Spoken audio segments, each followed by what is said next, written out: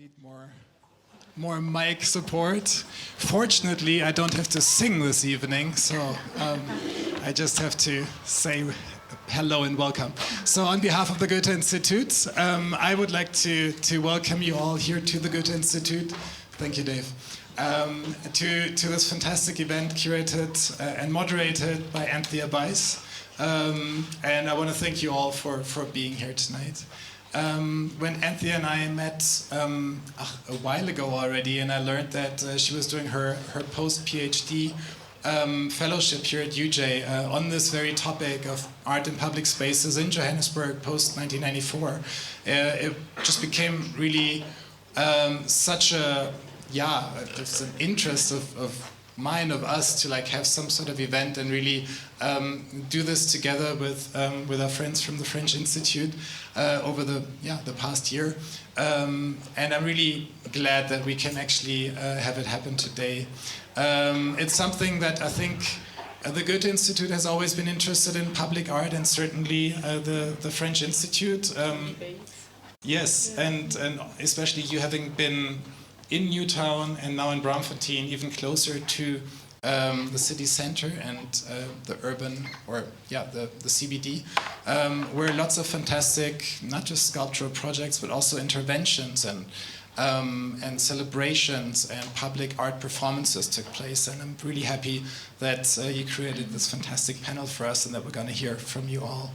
The audience really shows how important this topic is, not just how many you are, but also who you are. We have policymaker, we have artists, we have cultural managers, we have so many people from different backgrounds and interests, which is really something that only a discussion about our city and art in the city can spark. So basically, without further ado, I don't want to speak too long because we want to hear from our panel. Everyone, I just want to thank the French Institute for coming in and supporting and doing this project together. To Anthea, big thank you to the whole panel, and to all of you for coming. And of course also to the whole team of the Goethe-Institut for organizing all of this and serving the wine and all of that. Thanks so much for being here, and I'm looking forward to the discussion. So you found your voice in the end. Yeah. No, thank you so much. So guten Abend. I don't know how many nationalities there are here tonight, but it's mostly the gathering of partners, but also friends, to see curators, artists, partners, institutional partners. So I'm the Deputy Director of the French Institute, and I also would like to thank you deeply and your team. It has been managed by, so really like co-managed, so it's the image of our friendship, French-German friendship. For IFAS, so as you said, we are today in Braamfontein. What is also interesting is that we both celebrated last year our 30th anniversary. So it's also a way to align. We want to do always more and more. I was today at the French Embassy, and we have requests from Paris saying, what do you do with the Germans in South Africa? So, okay, here we are. So thank you so much for your support for this amazing organization. I'm also looking forward. Thank you, Alison, who also did on behalf of French Institute this coordination. And I'm glad to see the team of the Goethe, the French Institute, but also like from other partner institutes that we are here. So I'm proud to be a European tonight. Yeah. Vielen Dank. Thanks. So I guess, without further ado, Anthea, let's hand over to you. Do you want the mic, or are you going to switch positions? I'll just, maybe I'll just stand here for a second. Okay. Maybe if I may, just half a sentence on the setting tonight. We thought we really didn't want this to be a panel discussion where you've got panelists, experts sitting up here, because we knew we would have so many experts in the audience. So doing it as a roundtable is really also an invitation to all of you to contribute. We will hear from Anthea and the panel, or the experts, the roundtable participants first, but we also want this to be a discussion, questions, comments, and there's so much knowledge in this space that, please do feel invited and welcome to ask for the mic, and we'll bring it to you. Thanks. I'll actually just... Thanks. just briefly. Thank you. Thanks so much to everyone for being here. As Ben has said, there are so many people in the audience who gathered here who have such deep knowledge of this topic, thinking about arts in public space in Johannesburg since 1994. So it's a real privilege for me to be speaking with and introducing these lovely panelists, which I'm going to do in just a second.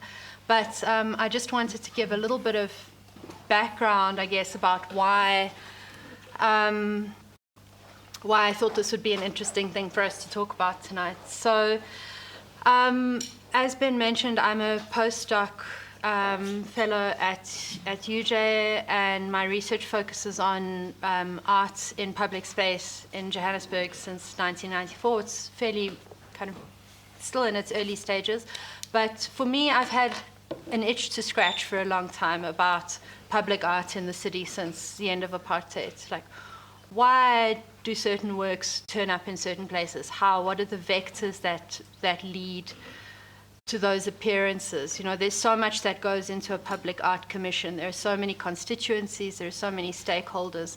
It's a really involved process, and that's just the tip of the iceberg, as I'm sure we'll hear as our panelists present.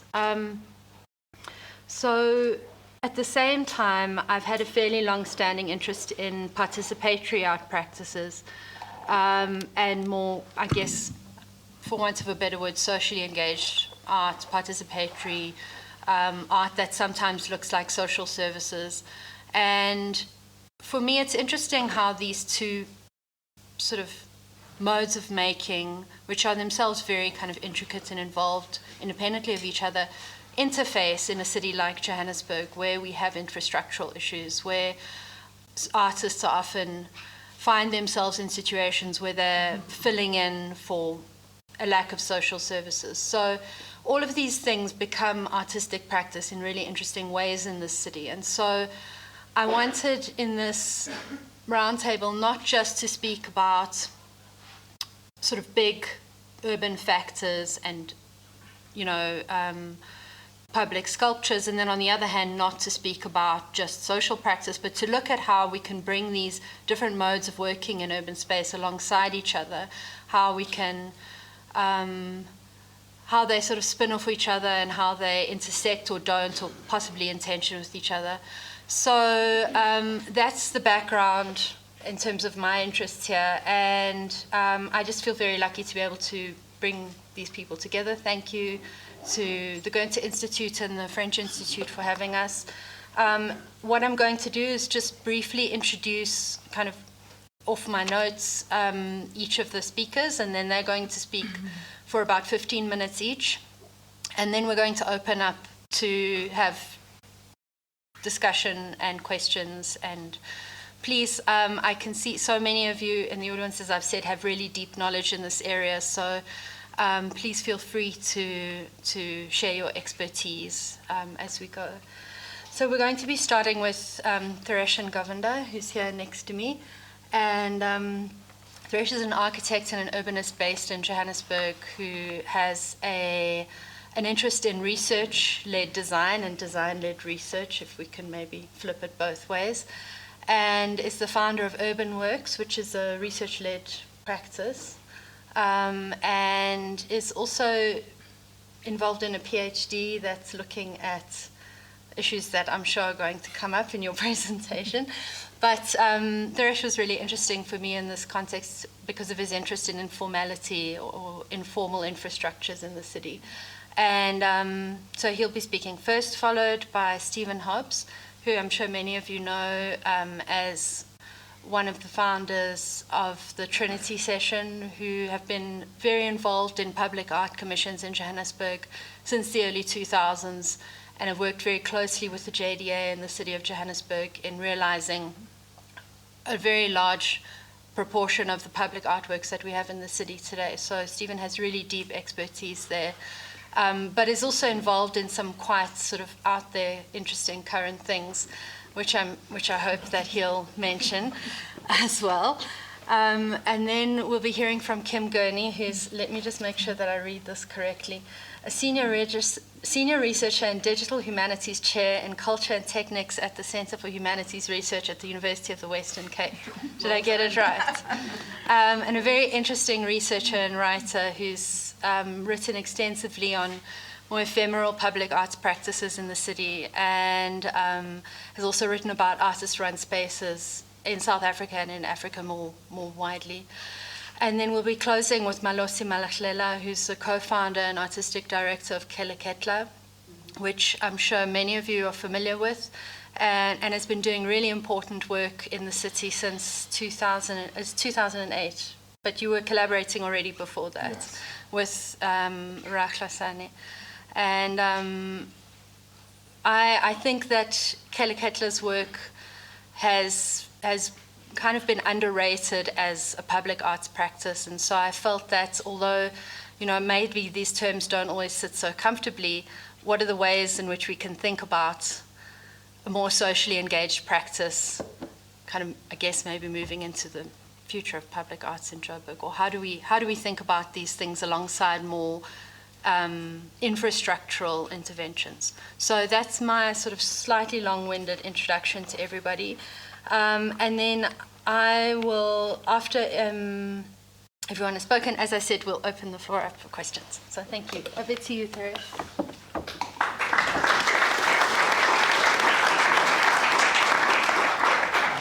Great. Hi. Good evening, everybody. I hope you can hear me. Do I talk into this or not? You good. All right. You'll let me know 3 minutes, right? Yeah. So thank you for being here. Anthea used the term about my practice being adjacent to the central art world, and I kind of like being adjacent to it. So I'm gonna try to add a contribution to this conversation from my perspective and experience that has been quite rupturous over the last 8 years or so.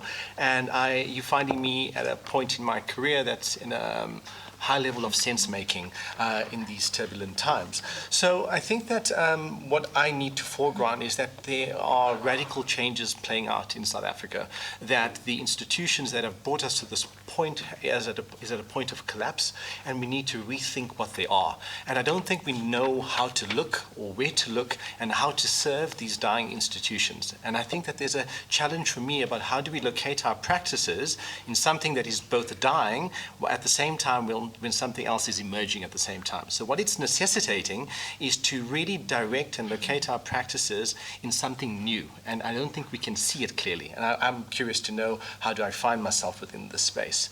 I find that having a studio in Johannesburg becomes quite onerous, but quite an important vehicle to explore the subject matter. And I think that I do this particularly through the lens of architecture and its related disciplines of urbanism, research, teaching, and working with my colleagues in the creative fields.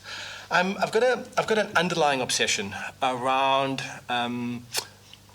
insurgent systems and insurgent architectures. I feel that there's an exhaustion of trying to think about our interventions in our cities based on consensus and agreement when so much of our city is being produced otherwise.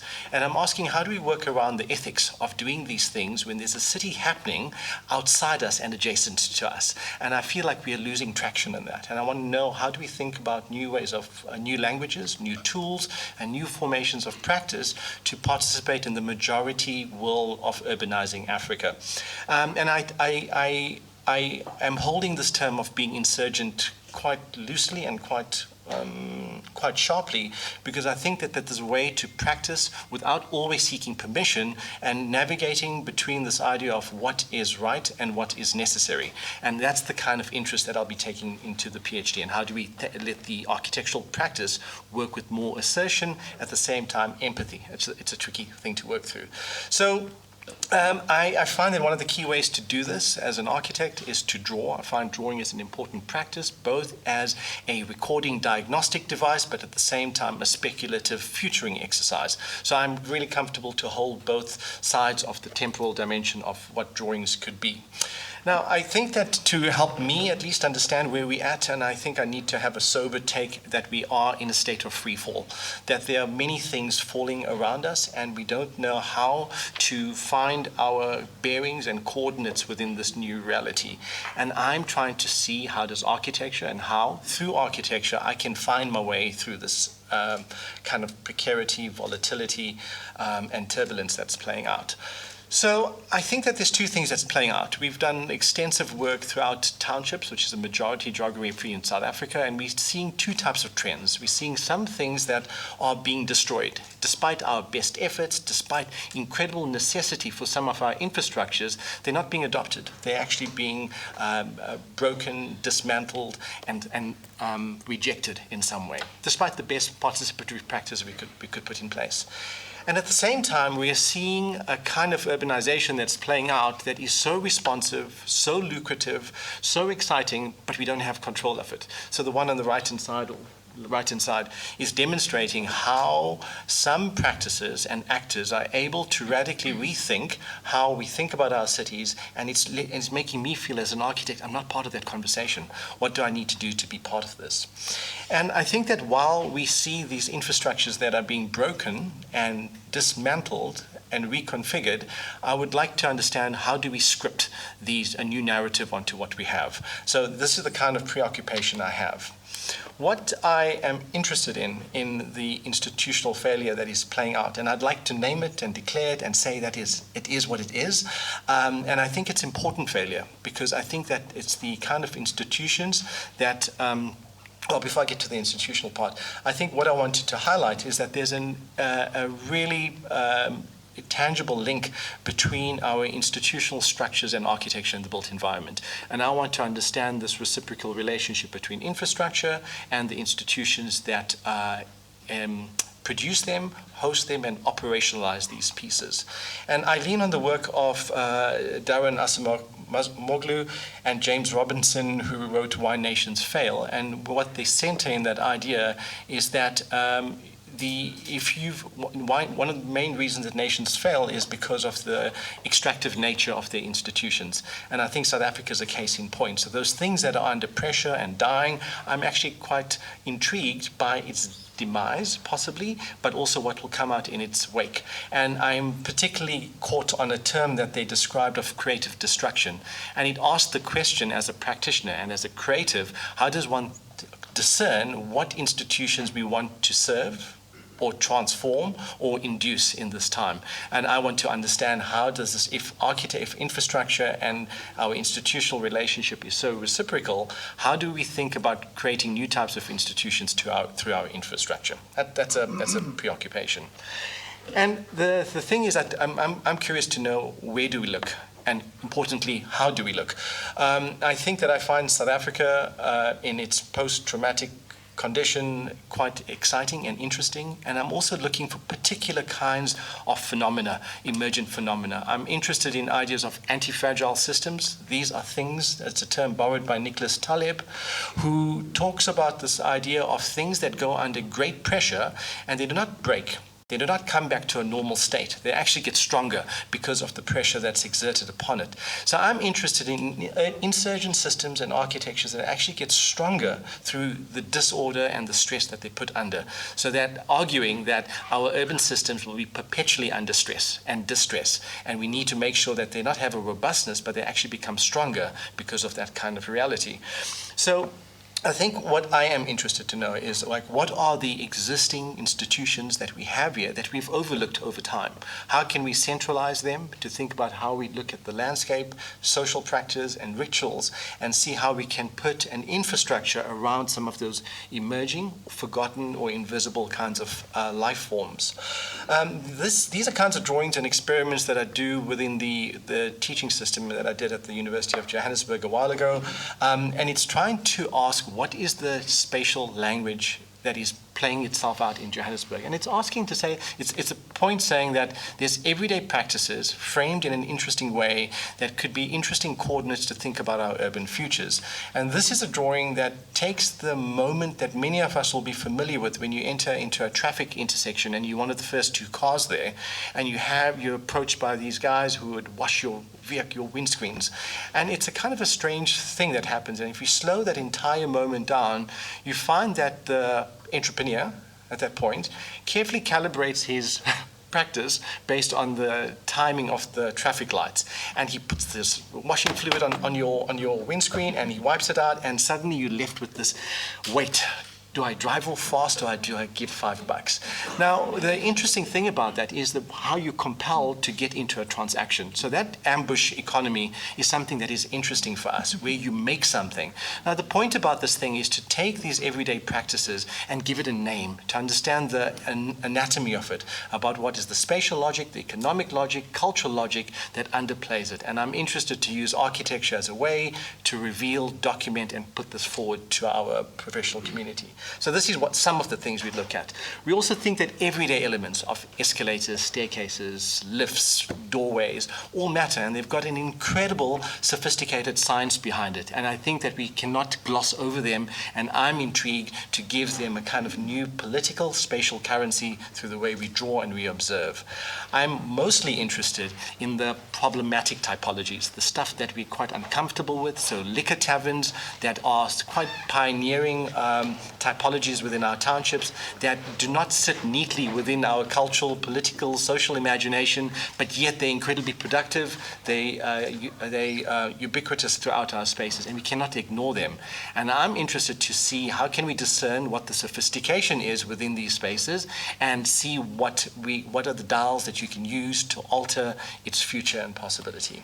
So these are some of the drawings that we look at to try to understand how some of these kind of seemingly problematic typologies become incredibly productive in an urban system and creates transformative actions that we cannot realize through our political imagination or instruments, and it's done without permission.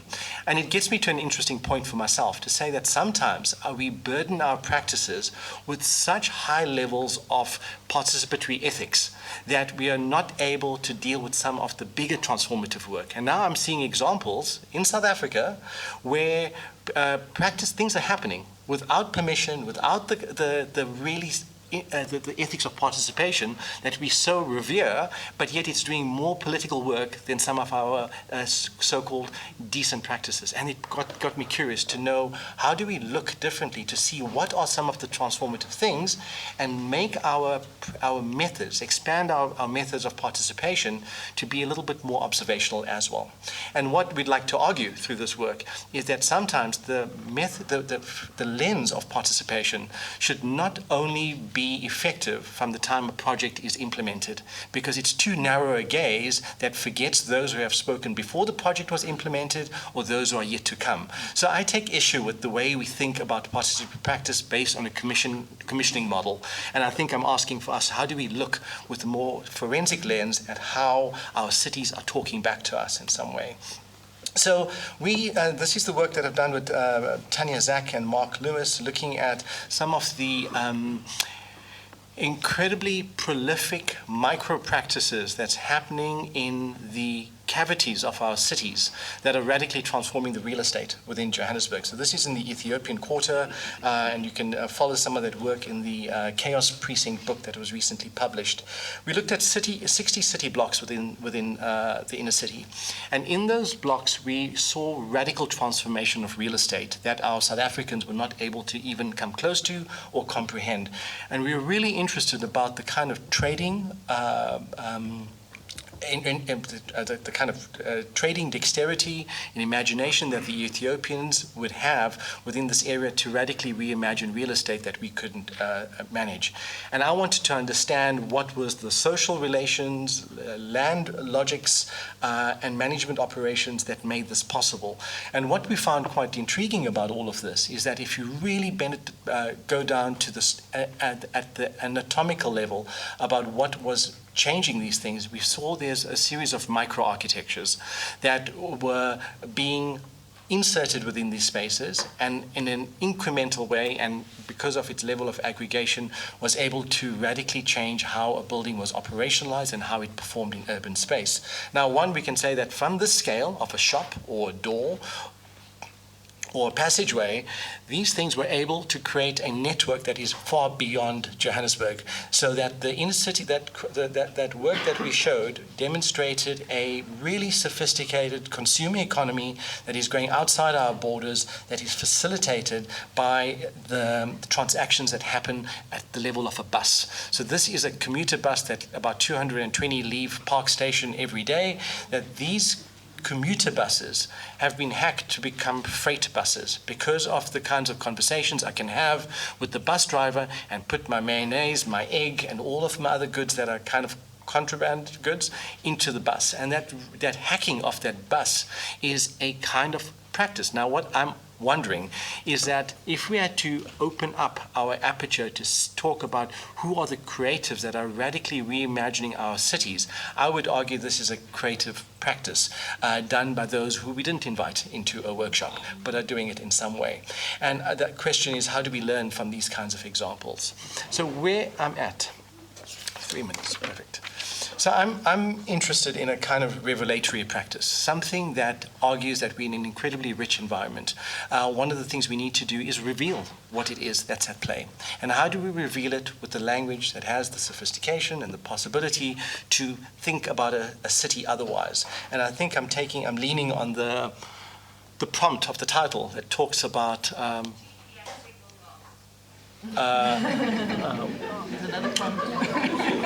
it talks about a thing about how public art and placemaking within the city. I'm interested in creative acts and how do we make a city to these creative acts. So it's a little bit of a shift on how we think about the title of this.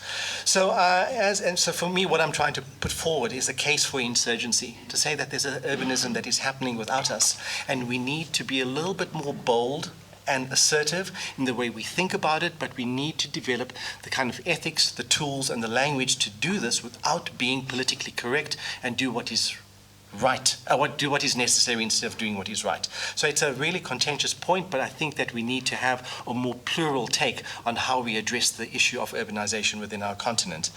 So there's a set of languages that are words that become important for me around being insurgent, how to induce things that are yet to come, and how do we do it through infrastructure and architecture.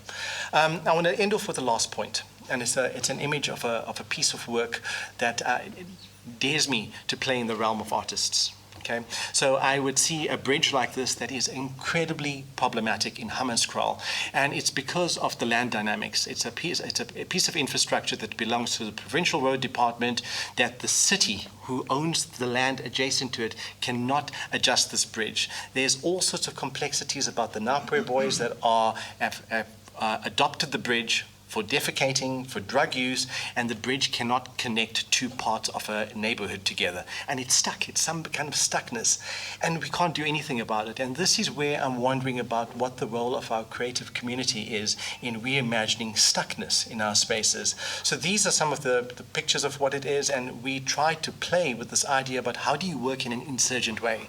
And unfortunately, with these big parastatal entities, you cannot, they are non-participatory. They do not even come to the table.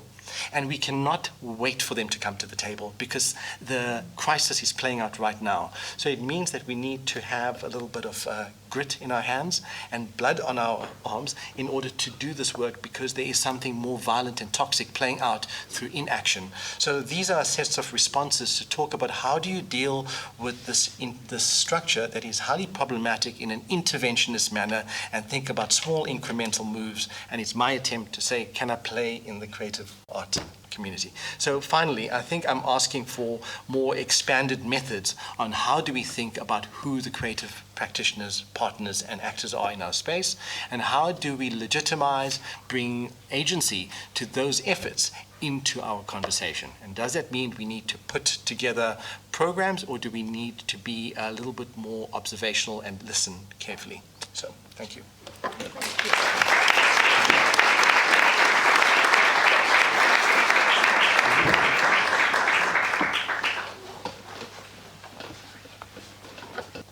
All right, I'm going to go way back in time. Why? Why are you laughing? Yeah, fair enough. Yeah, right, Marcus had hair. Okay, fine. I'm going to go back in time because while Anthea alluded to me potentially speaking about some more freaky stuff, it's a little too fresh, and maybe it'll come up in the conversation later. But in the context of where we are in the city today with this collapse, if I go back to 2000, when I had left the Market Theatre Gallery after 6.5 years of curating there, to learn that the gallery would be closed and various other galleries closing at the same time, not-for-profits and so forth, there was a fundamentally limited environment or space for artists to be seen professionally in the conventional white cube or museum sense. And having worked at the Market Theatre for an extended period of time and working with a tremendous amount of artists from spaces way outside of central Johannesburg, it was pretty obvious to me that cultural production and sense-making of the city was really taking place on the streets, very much as a consequence of let me not even go there. I'll pause on that for a minute. So for us to kind of orientate ourselves to the significant and radical changes that were taking place post-94 and then when we formed the Trinity Session in 2000, it was really important for us to locate ourselves in some way, and that led to a lot of different logics around mapping. First of all, identifying what was taking place in and around the townships, where we could get to them and work with artists. Also understanding what it meant at that point to be working in a digital space. We were still pretty much in a digital divide at that time, and we had low bandwidth and we barely had any internet. And yet there was very interesting things taking place in terms of technology and computer-based work. And equally, as early commissions we received in the early 2000s found us tracking the arts and crafts industries in the SADC region, which gave us a lot of insight into how artists were bringing their work to market. And using things like, at the time, Charles Landry's value chain, it was very much about analyzing gaps, where the limitations are, where the blockages are, and so forth. So in a way, us as artists, and I wasn't introduced as an artist, I don't think. Sorry. No, that's okay. That's not a criticism. Artist. It's okay. I was raised an artist, I was trained an artist, but I mainly practiced like an architect and an urbanist. And that's as a consequence of realizing at that time, as I was saying, the action was in the city, in the streets. And how does that formalize itself in ways for audiences that might sit in a cultural milieu as opposed to everyday users of the city? So this is our attempt at our own forms of orientationalism at that time, 2001 through about 2003. We were, as a consequence of moving to the city, so we were based in Greenside for a little while in 2001, and we had this unique opportunity at the Civic Theatre, which led to us running the Civic Theatre Gallery in a parking basement, and then the then CEO of the Civic Theatre, Bernard J., closing that down to make way for SAPI's parking lot and the South African Ballet Theatre Company, and in turn purpose building us a gallery free of charge, 300 square meters, etc., etc. MJ Turpin is in the audience here tonight. He performed in our outdoor space in about probably 2005. But due to a set of circumstances and discussions taking place within the Department of Arts, Culture and Heritage of the city and community development and city management at the time, an opportunity presented itself through the work of urban designers Albonico Sack, who are actually with us tonight. And there was a small moment to look at an intervention in tree planters. And could we imagine some kind of sculptural intervention? So from those little trees, I can't go into the detail around these projects because they're very complex, even this little exercise with the initial 9 Jutta Street trees. But if I'm reflecting on the City of Johannesburg's % for art policy, Stephen Sack is in the audience, very much a pioneer of that document, along with various other practitioners in Johannesburg. The % for art policy, in a way, was very much, I think, inspired by the confidence that one witnessed in the outcome of the Jutta Street trees, that something fairly durable could implant itself, no pun intended, and add some sort of value, albeit decorative. Today, these are adored structures. Adam Levy has reimagined them with multiple iterations of paint coloration and so forth, and the neighborhood enjoys their presence, and perhaps their urban markers, which leads us to the Eland, very much an urban object that is intended as an orientational device, while also referencing a landscape pre-mining town Johannesburg. And then if we move over to approaching 2010, I left my water over there. Kim, please can I have some water? As we approach 2010, thank you. And with Johannesburg's byline at the time, it disappeared during Mashaba's period, world-class African city. So we have this significant piece of work by Clive van den Berg, the Eland, through shortlist competition, and then direct invitation to William Kentridge. If we're going to be a world-class African city, we should have a signature piece in our CBD. On the Queen Elizabeth, as we exit the Queen Elizabeth Bridge, there is this major piece of work. One can get into the politics of the work and much criticism around it, but it is there as a real signifier of competing at a global scale. And perhaps in those days, and I certainly don't think any different today, but in those days with the lead up to 2010, etc., we were very much part of a kind of a big era of optimism, I think. So this policy is an important one because, like with all policies, I guess, or good policies perhaps, they're as good as the people who implement them. And there was something very particular about the leadership in Johannesburg at that time. The Central Johannesburg Partnership, Kagiso Urban Management overseeing various parts of the city, in particular Braamfontein, the Johannesburg Development Agency, which came into existence. So the various CEOs and directors of these entities were all very much focused on delivering at this level to really make a statement about our attractiveness to an international audience, not just in the context of a World Cup or whatever, but that dare I say, culture-led urban regeneration was something we were equally concerned about at that time. And we were learning a lot from America and from the United Kingdom in those days. But there's a little bit of a problem with the policy at this time. It allows for workshop-orientated outcomes. It allows for a shortlist competition. It allows for a national competition or a localized competition.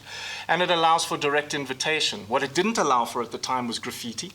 What it didn't allow, or mural art, what it didn't allow for, and this, by the way, is in the context of city projects that have budgets attached, and the art would fall within the remit of those public realm upgrades and so forth. That's not to say that graffiti art wasn't happening. Of course it was. Tagging and murals and all of that was in existence. But there was something static about the policy and within the departments that fed the money through to the projects, real kind of strangulation of the more important work that needed to be done, which was to actually communicate with people on the ground, find out what made them tick, what was specific about the places they lived in, where we were working, and how we might work together to make something that could be less imposed and more owned. So I'm alluding to big language like, or big terminology like co-authorship and the like, and co-produced, etc. So we found ourselves in an interesting situation come 2011. We got appointed to run a 3-year program via the JDA on multiple sites from Kliptown to Diepsloot to Orlando East and so forth. And we found ourselves in an interesting predicament when we arrived in Diepsloot, a post-apartheid township. None of this sort of baggage that comes with, well, my story takes precedence because this event took place here and it's recorded in time and needs memorialization and all this kind of thing. There was very much a kind of a very under-resourced, very impoverished and precarious condition and society with very, very limited infrastructure. And yet here's this public realm upgrade taking place for taxi ranks and improved walkability and so forth. And we walk into the neighborhood, and of course, we have to make ourselves welcome. And we're met by the Diepsloot Arts and Culture Network, who are a really interesting organization, speaking on behalf of poets, performers, dancers, actors, and so forth. So we ran an audition, and we needed to get to know where the talent was in the neighborhood. And what quickly manifested was a set of workshops that were struggling in the beginning to make sense of the artistic outcome. How do I pause this? This is on a timer. Oh, there we go. So we were trying to make sense of the place, of the context, and we had a set of intergenerational workshops, more senior people from the neighborhood, from Extension 1 in particular in Diepsloot, and then a younger group, all sort of 12 through 18. And we were struggling to get a sense of things, so we asked everybody to write stories about their experience of the neighborhood. And if you've had a chance to read this poem, you have a very, very simple story about a young girl trying to do her homework late at night, and that by Thursday evening, come Friday evening, the culture of the township, the taverns, the lifestyle, the sort of influence of alcoholism and so forth leads to a very difficult place for a child to feel safe, to connect with their schooling and the like. So this poem is read out during our workshops and literally grounds us within a matter of seconds. Everyone's galvanized around this narrative. It seems to speak for the entire community. And with that comes a demand of sorts from the Diepsloot Arts and Culture Network saying, well, look, you've got money. So how are we going to benefit from it? And I said, well, we have to strictly work. The policy says we have to work within an art or art object sculptural outcome. Well, we run a festival every year, and we really would like you to put some money towards our festival. And I said, well, I can't do that because the policy says that the money is allocated for capital expenditure, and what you're asking for is something that sits in softer money territory, operational budgets. But I was able to sit at with the executives at the JDA and put my case forward. And what was really interesting at that moment where I said, look, if we can support this performance and guide it via this poem to be a design thinking tool for the outcome that can only manifest in the next financial year, would you be willing to release 300,000 of the budget now to make sure this thing happens before the end of the financial year, June of 2011? And off the back of that, we will produce the aesthetic, the look and feel, and the final result as the object in space. And the then acting CEO of the JDA got very excited and saw this as a marketing and corporate social investment opportunity, not that JDA is corporate per se. And suddenly we were able to manipulate the terms of the policy because it was working for the betterment, one, of the community, but you can see city officials and departments suddenly tethering themselves or jumping on it as an opportunity to be seen to be doing good work. I'm sounding very cynical. So it's pretty straightforward. We worked with the Muzamukle Primary School, which was a key anchor. We've got 3 minutes to go. So I'm going to end on this particular example because I've got so much to talk about, and it's a nightmare. So no, that's perfectly fine. I kind of knew I'd land up here, and I've already lost 30 seconds just defending my position. I think the images speak for themselves. So this is the approaching the June of 2011. How can the costume design, every aspect of this particular event was extended to the resources of the community. So we had senior women doing sewing, and we had costume design from some of our designers within the team, and also coming out of theatre makers in the area. We stretched it as far as we possibly could from a kind of co-production, co-authorship point of view. And intrinsic to all of that work, obviously, was a high level of mentorship and skills transference. So the poem manifested itself on these sort of totem tree-like things, and really lands with this powerful performance at the end. And what is left behind is this linear sort of sidewalk installation, in part with kinetic elements and so forth, speaking back to the community in terms of the contribution that they would have made, a placeholder perhaps for, or an installation to commemorate, if not build upon, for future creative activities in the community, for the school to perhaps exploit from a pedagogical point of view, who knows. But in the main, that was the sort of thrust of a piece of work that found a gap in the conditions on the ground that enabled us to shift the dynamics of the policy at the time. And I'm going to end there, but what has evolved out of that? So this was a struggle to work against the sort of fixed capital asset.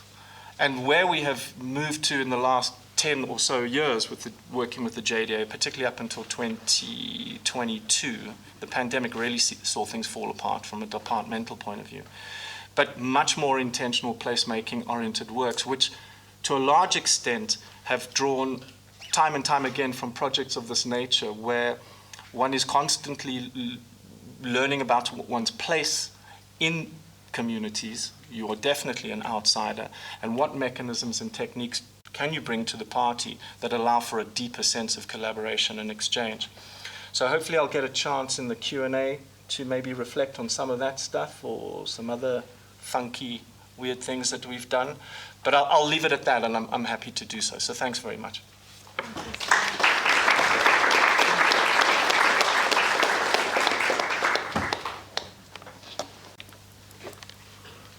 Hi, everyone. I'm also going to go back in time, like Stephen, but first of all, I'm going to take a leaf out of Ngugi wa Thiong'o's book, who, when he came to Cape Town, he said, always start from where you are. So I will very briefly start with a little anecdote from Cape Town, and then I will move backwards in time and focus on a Johannesburg project that was very formative in my own kind of understanding of this topic, and then I'll move us forward again in time. But I first want to just thank Anthea, thank Goethe-Institut, thank the French Institute, because it's a real delight to be back in Joburg, and also surrounded by so many people I recognize who have been really quite fundamental to my own, shaping my own understanding of this topic, of what art is all about, why it matters, how it comes to matter, what public space is about, and its relationship to, its constitutive relationship to the city, which I'm really grateful to the generosity of a lot of people who have informed my own insights, all errors, of course, my own.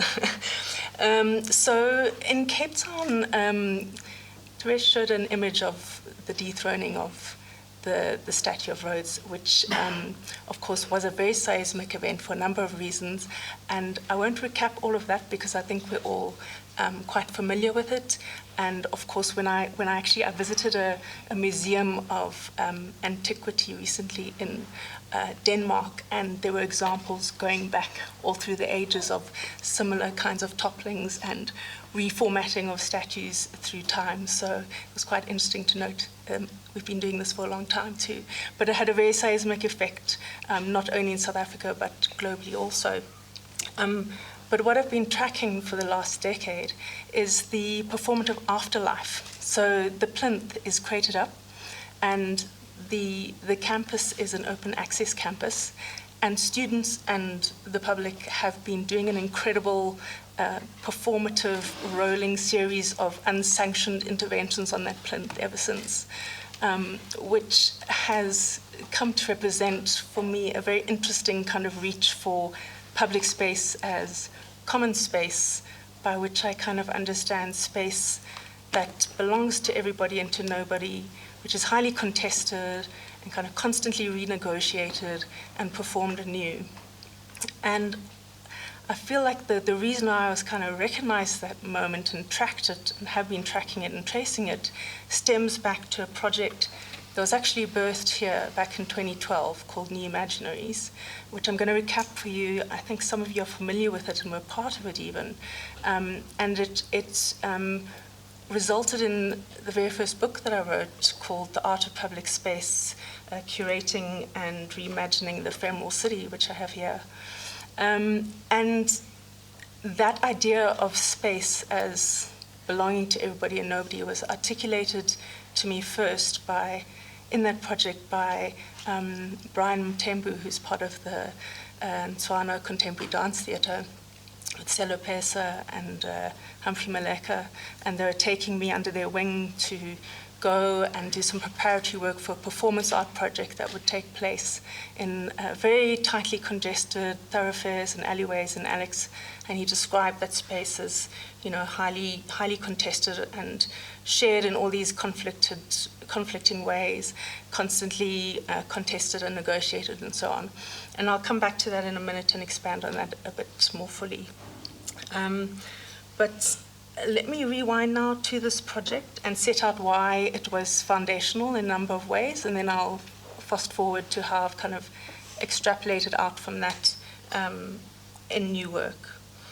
So New Imaginaries in 2012 was a project birthed, initiated by Goethe-Institut. It was public space was a kind of global thematic that year, and the Johannesburg iteration was in part a response to a provocation that Ashur Mbembe made in a lecture about the politics of the imagination, where he said something to the effect, I hope he's not here so I might misquote him, something to the effect that the present needed to be re-enchanted, and that our ability to think about the future was obviously very linked to our imagination, and that this capacity to re-enchant the present mustn't only come from the economy, but that obviously arts and culture had to be reinvigorated and play this role. So I think this, like New Imaginaries, was a kind of a partial response to that.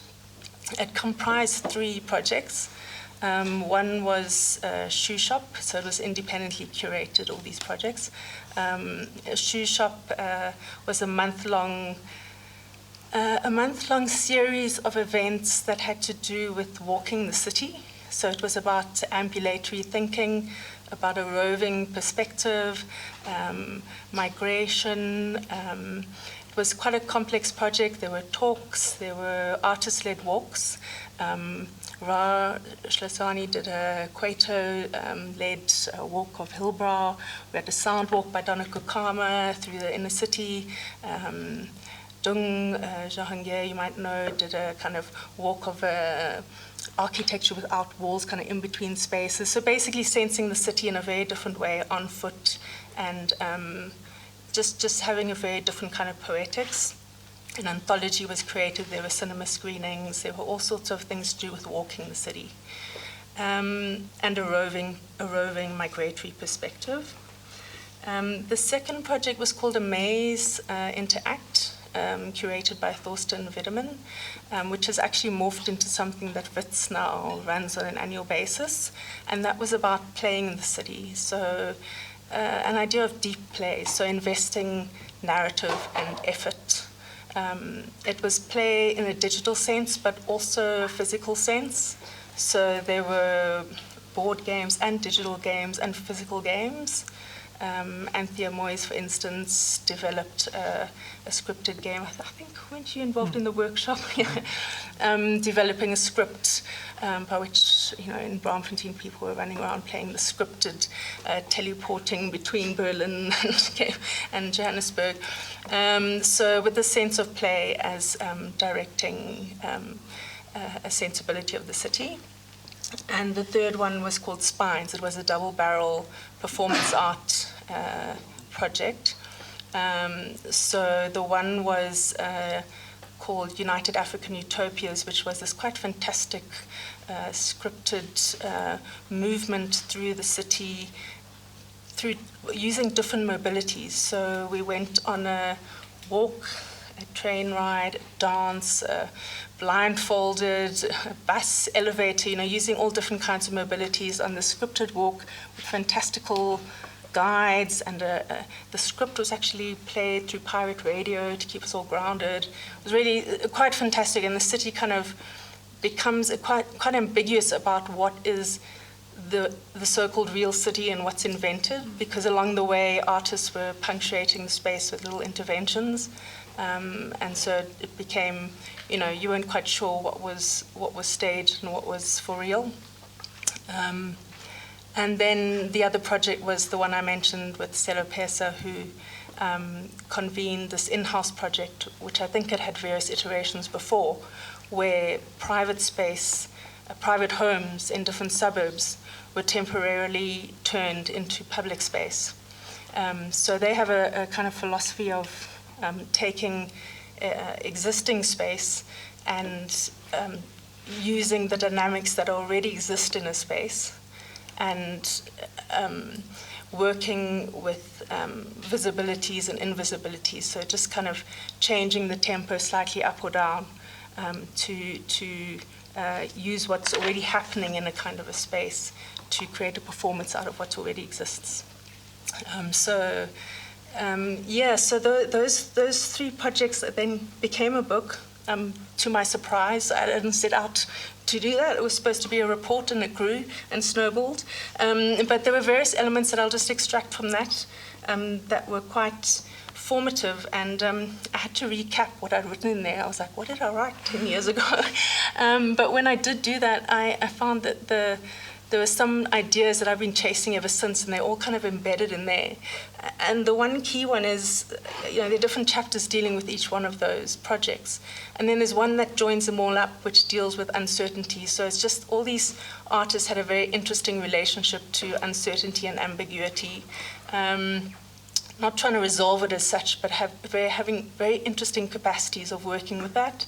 And that's something that I haven't stopped chasing. So my subsequent books deal with that in different ways. But I think that that's something that, you know, when you look at where the world is going now also, that capacity to find tactics, and I think you also touched on this in your work, or you not only touch on it, but deal with it a lot, you know, these tactics and strategies for navigating that are becoming more and more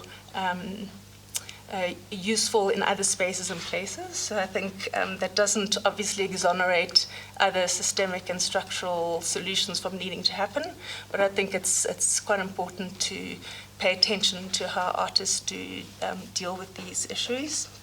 So there's one chapter that deals with uncertainty. There's also a chapter that focuses on Johannesburg as a prism for thinking about cities, and I think just the pace and the intensity of flux and change. You know, without going into any depth now, maybe we can discuss it later. But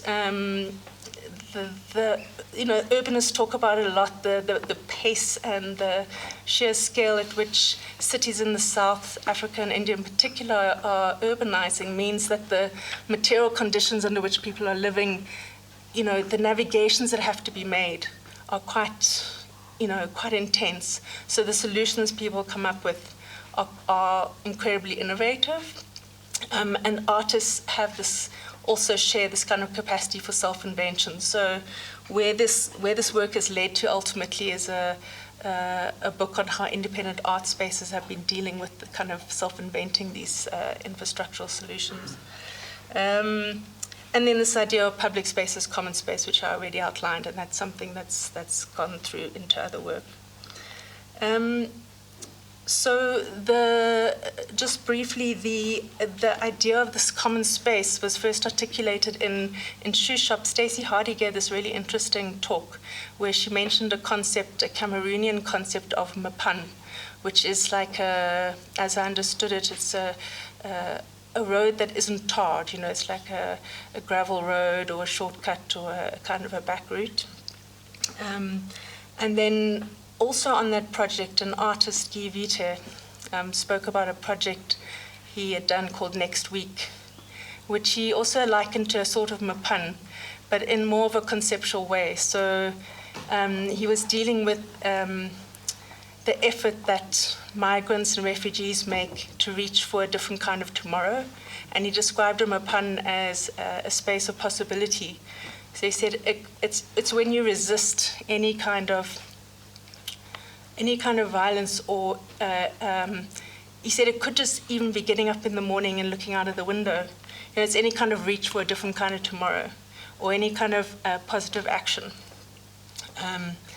And this thought of a different kind of route, you know, whether it's a mapan or it's a, you know, some kind of self-made road, has stuck with me. And one of my latest books is called Panya Routes, which is a similar kind of expression, I suppose, but it's a colloquialism from Kenya, which means it's the road that the motorbike taxis make, which is about Panya Route, Panya. It's like a self-invented road that's not the main road, but it could become one. It's like the made-up path. That could be an escape route, but it's not only that, it's just the unofficial route. And it was the title for a book that is surfacing the common working principles of independent art spaces. And the reason I gave it that title is because the spaces they're self-navigating, I was making correlations between the curatorial strategies of these spaces and everyday urban innovations of the like that you're speaking about, and drawing kind of parallels and surfacing these shared coping strategies. So I think I'll end there, because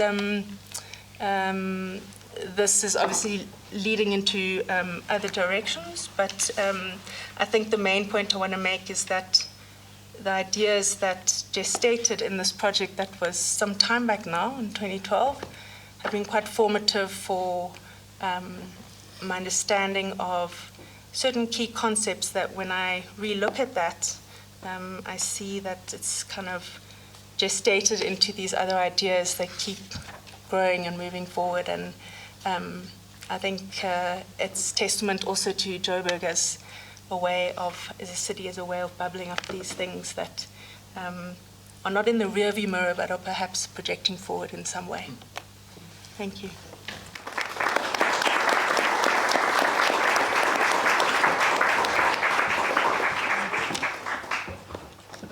Hello, hello. My name is Malose. As Anthea said, I'm the co-founder and artistic director of Keleketla Media Arts Project. But in Johannesburg, in South Africa, on the African continent, in South America, across Asia, across Europe, we're known as Keleketla Library. So we've been around. That's just to say, first and foremost. So I'm not an expert, I'm a practitioner. I'm still in the process of practicing. So I'll never put a title of an expert, but I am that I am, incomplete as who I am in this moment and time. So what you're looking at right now, because also there's no chronology to this, I'm just gonna go back and forth in time. But what you're looking at right now is the current space that we are dreaming and imagining. And then this is in the east of Johannesburg. It's called King Kong Building. So it's two twin buildings that are sort of connected to each other.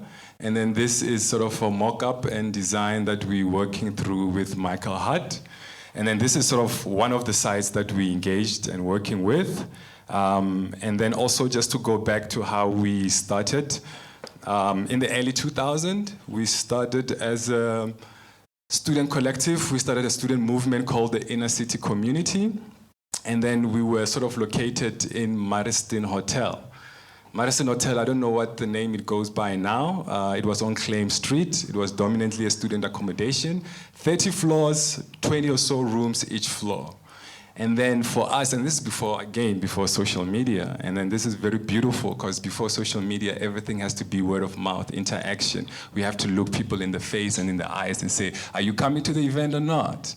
And then they have to give you that steady nod and say, oh yes, we're gonna be there. And then the beauty about that is that we had to print flyers. We had to make posters, we have to still screen t-shirts, so we have to be active in the artistic production and creation of what we're trying to achieve and create. And then it was me and my co-founder, Rangwatu Hlasani, Dr. Rangwatu Hlasani now, so I have to be precise. And then we'll go from 30 floors, 20 so rooms. Each room will have like 2 to 4 maximum students in it. So we'll print these flyers and go from room to room, distribute them, tell them that, oh, we're hosting these events on Sundays. Are you guys coming through? And over time, it grew to a point that we nearly got kicked out of the student accommodation. And my mother was going to be super pissed at that time. So this is like the early 2001, 2002, 2003. And so we were sort of creating this project. And this is to say that everything that we ever did from the get-go, from the crystallization of our practice, involves people. So Keleketla is in my home language, is in Sepedi, which is around storytelling. So it requires you guys to sort of somehow acknowledge that you are here, willing to listen and paying attention. So I'm going to do a small experiment, and then you have to say it 3 times, Keleketla. So if I say, my name is Malose Malahlela, you say? Keleketla. And then I'm here at Goethe-Institut, and you say? Keleketla. And then the Goethe-Institut reminds me of Henrika Grosch, who was very central to our practice at some point in time, and she recognized who we were at the time in a way that she was able to influence certain policies within the institution that we were funded for a year or so. Because again, funding, I don't want to go deep into Goethe and whatever, but you say, then it shows that you are willing to listen and hear and participate. So it's always people-orientated, my practice. It always involves eye-to-eye contact, and if you are here to engage and practice. And then from our small rooms as students to this, which are 2 twin buildings in the sort of across from Maboneng, So we're sort of far from our name, but then our idea is to build a unique cultural institution in South Africa, and a very much experimental cultural institution in South Africa. So this is the site. Then tomorrow you won't say that, oh, you were lying. You can come and see it tomorrow if you want. You just take my details at the end of the event. So yes, that's the space that we're sort of practicing and engaging in. And now I'm going to go through. So I view the city of Johannesburg through my practice. I view the city of Johannesburg not from the external, engagement or what other people are doing. We're sort of enclosed in our own idea of practice. Since we started this, I never worked for anybody. I'm not employed currently. I'm unemployed. So technically, I deployed myself to engage with the city completely. So this is my spirit. This is myself representing who I am.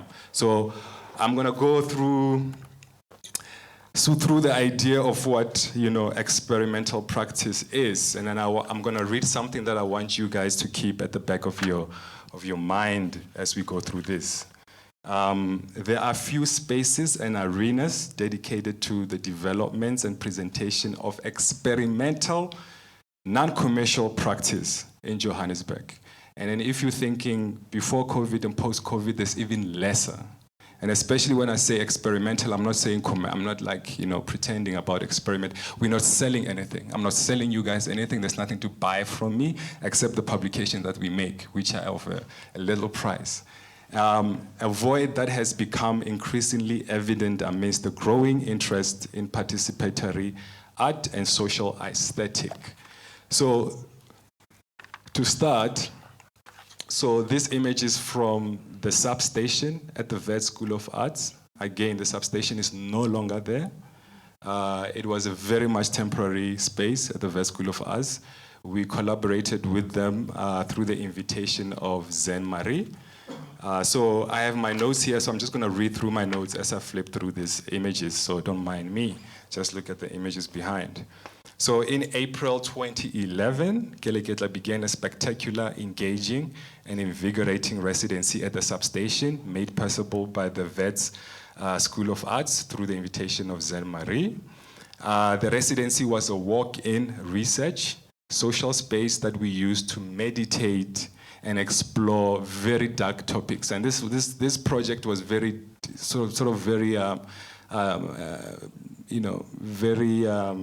when I say dark, I mean like to the edge of it, especially the themes that we were trying to explore. So one of the publications that we were sort of meditating on was Welcome to Our Hillbro by Paswane Mpe, which was published in 2001. He was also a lecturer at Wits, so he was walking back and forth from Wits to Hillbro at the time. It's a novel depicting the chaotic, dangerous life in Johannesburg's Hillbro neighborhood.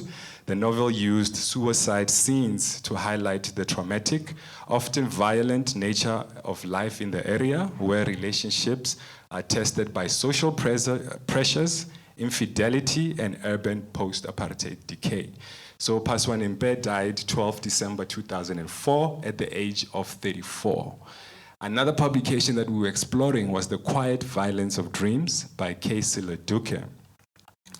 In 2001. It was a seminal novel that explores the complexities of identity, sexuality, and mental health in post-apartheid Cape Town. The author gives a sterling account in the inner workings of contemporary South Africa urban culture. And again, Casey Leduc committed suicide at the age of 30 on the 19th of January 2005. And then another piece that we were exploring was a musical piece, Darkness Pass by Moses Daiwa Mulelekwa, published or released in 2005. Darkness Pass was recorded while Moses Mulelekwa was improvising. He was a brilliant pianist, composer, and producer. He also died by suicide at the age of 27 on the 13th of February 2001. I'm 42 right now. All these people that we were exploring, they died before my age, and they were very much futuristic in their view of practice, of engagement, of how society lives. So our thing is all about people. The city makes itself, of course, but the people make the city, the energy, the engagement, that's what culture is. From politics to architecture, to sort of social engagement and community-based practice, to the standard and to the simplest simplistic form of it. So these were sort of the three sort of topics we were exploring. Very dark, very, at that moment, because we were in our own sort of mental mind state, so we were a bit off ourselves. So furthermore, the residency was an encounter of screenings, listening sessions, walks, talks, jammings, recording, workshops, readings, writing, discovery, and creation. So our studio spaces was never really about, that's why I have this thing about, you know, visual art. I have nothing against, you know, artists who produce visual work. Our work is like a studio space like that will invite constant people to engage and talk and produce and create. And this is a space that we open up to invite people to sort of participate along within our thinking and meditating within the same process and programming. And also it included a pirate radio. This is before podcast, so the young ones mustn't think this is a podcast. This was sort of a concept of a radio station that we installed. This was in 2011. And then also we explored many a times the idea of what radio is. At the Stevenson Gallery, when they were still in Braamfontein, in the basement, we did sort of another sort of intervention of what a radio could be. So this was also a process that we installed in the studio where a series of interviews and recordings were happening. People will come in, walk in studio spaces to write and sort of think through the concepts that we were thinking through, also to sort of write love letters to Hillbrow themselves. Talks, again, conversations were happening. But these encounters were a method of research and practice towards this sort of unusual project that we were staging in Hillbrow itself. So, Nonwani, which was the title of our performance. The performance piece took place in Hillbrow on Wednesday, 11th of May, 2011, linking spaces, sight to passages, literature, time, tempos, and sound. Nonwani takes as its point of departure a suicide scene from the late Paswan Mbes, 2001, Welcome to our Hillbrow. It explored themes of xenophobia, AIDS, suicide, specifically focusing on the suicide of the characters in the novel, Refenche and Lerato. Again, these suicides were driven by betrayal, guilt, and the intents of often brutal social environment. The suicide scene is reenacted. So we reenacted sort of the suicide scene by performing through the release of tons of coarse and fine salt. So coarse and fine salt, you know, is, let me see if I have the image. This is sort of, when I say fine or coarse salt, it's like sort of these rocks. It's not necessarily refined to the detail of what you can put in your braai, but it's necessarily like this raw material. We had 10 bags of these to sort of create, again, salt has these connotations, these notions to it around cleaning, cleansing, or so you can, if somebody is sexually deprived, for example, you can say, that means you're sexually deprived. So there's very much ways you can explore the idea of salt, but it carries energy to it. So this, okay, how do I go back? So this was the Sentinel building. Let me see, the suicide scene is reenacted through the release of tons of coarse salt and fine salt from the 20th floor apartment of this building, which was on Quartz and Van der Merwe Street in Hillbrow, the setting of the suicide of Mbes novel. And then also it was a representation, the tragic, you know, the spectacular ways of dying, if you will. So this reenactment was initially planned for the Sentinel. But we couldn't get access to it. Again, because we talk of, you know, socially engaged practice or, you know, public art and so forth. But for me, public art, if we're talking public art, we also have to talk of the environment and the setting and the situations around it and the elements that are challenging for you to create that public art. That's why we say we are practitioners. That means we are really practitioners. That means you have to deal with landlords. You have to deal with the city itself of how to conduct this whole things. By the time you get to the idea of practicing, you're exhausted just from amount of sort of permissions that you need just to create this public art. So we were denied, 5 minutes remaining, so we were denied access to this. We decided to create this sort of exhibition at the Summit Club. Those who know the Summit Club is a strip club opposite the Sentinel. The owner, was so super, you know, excited about the whole thing. He allowed us to do this performance on the rooftop of the Summit Club. So this is where we poured all this, raw salt from the rooftop with the performance in the parking lot by The Brother Moves On through the studio sessions. They were sort of creating the rehearsal sessions. And I think Sia is in the crowd, somewhere in the crowd if he's still here. So he was one of those sort of creating this process with us. So this is sort of an element for me to say, and this is a 2011 sort of project that we did. And then for me, I'm just gonna, since I have a short period of time, this is another side that we are super excited that from when we moved out of Mariston Hotel as students, we moved into this building around 2006. By 2008, we formalized ourselves by creating a library and an after-school program where we created various sort of engagements and programming. This is one of our recent releases, published with the archive books, and then House of World Cultures in Berlin, supported by the German Cultural Ministry, published in Germany. We just got the shipment of this material. We're launching this publication on the 19th, if you will. It has 4 records in it, and then a 600-page booklet that captures sort of different writings from contributors that involved in it, just to show that we are a library. So I'm just going to skim through the whole sort of process. And also the site was invaded by taxis. We had to sort of fight with the city of Johannesburg, the South African Defence Force, and the JMPD to sort of evict these taxis. And when we did this project with the Center for the Less Good Idea, with William Kentridge and so forth, the taxis were already there. And then for us, it was very difficult to bring an audience. That's why it was the audience that when we create public work, most of the time is for the audience that are there. It's never really for us inviting audiences that are never there. It's the audience that are immediately within the vicinity of our practice. So it was difficult to bring all these people in because you can't Uber there, you can't even bring, if you rent out a taxi, you have to sort of negotiate with the taxis themselves because again, if the taxi is unmarked, is a big issue. And once the taxis were removed, this sort of, the recent sort of public space, public art performance that we did in the square once we removed, and we had to take time once the taxis were removed because they are very territorial and very violent and very angry.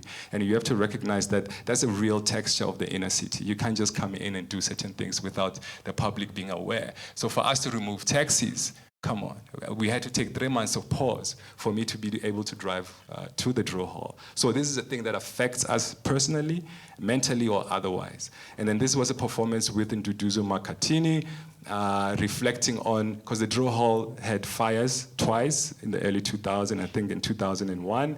A couple of people died. The city had to think through if they want to renovate it or demolish it, but through the South African Heritage Council, they had to sort of find a way to redevelop the space. Again, the same architect who's doing our site, Michael Hart, we formed a relationship with him. He's the one that sort of rehabilitated the drill hall to look how it is now. But we, in the future, we're fighting the city to attain the lease of that site. The Department of Public Works in the city of Johannesburg. So it's all this sort of gemors, as you guys can, the corruption within our city.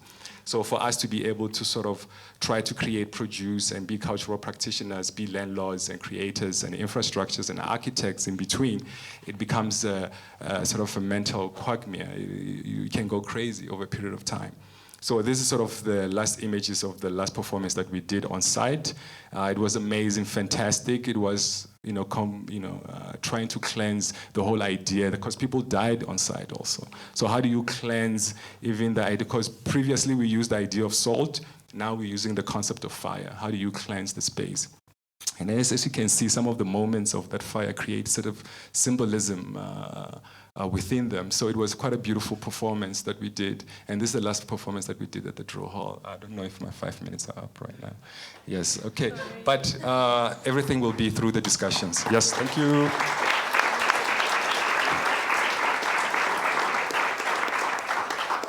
There's been a request for a 5-minute bathroom break. Yeah, or wine break, I suppose. We have water, so you can water break. Water break. Yeah. Bathroom break, cooking break, and you can sit down and have a chat. I'm sorry that I felt like I had to cut all of you off. like just as you were getting going. I did. I'm sorry. I hate being that person, but sorry. And thank you. I think I will start by asking if anyone in the floor has any comments or questions rather than me yakking more at this stage. But would anyone like to say anything to anyone? Okay. Yeah.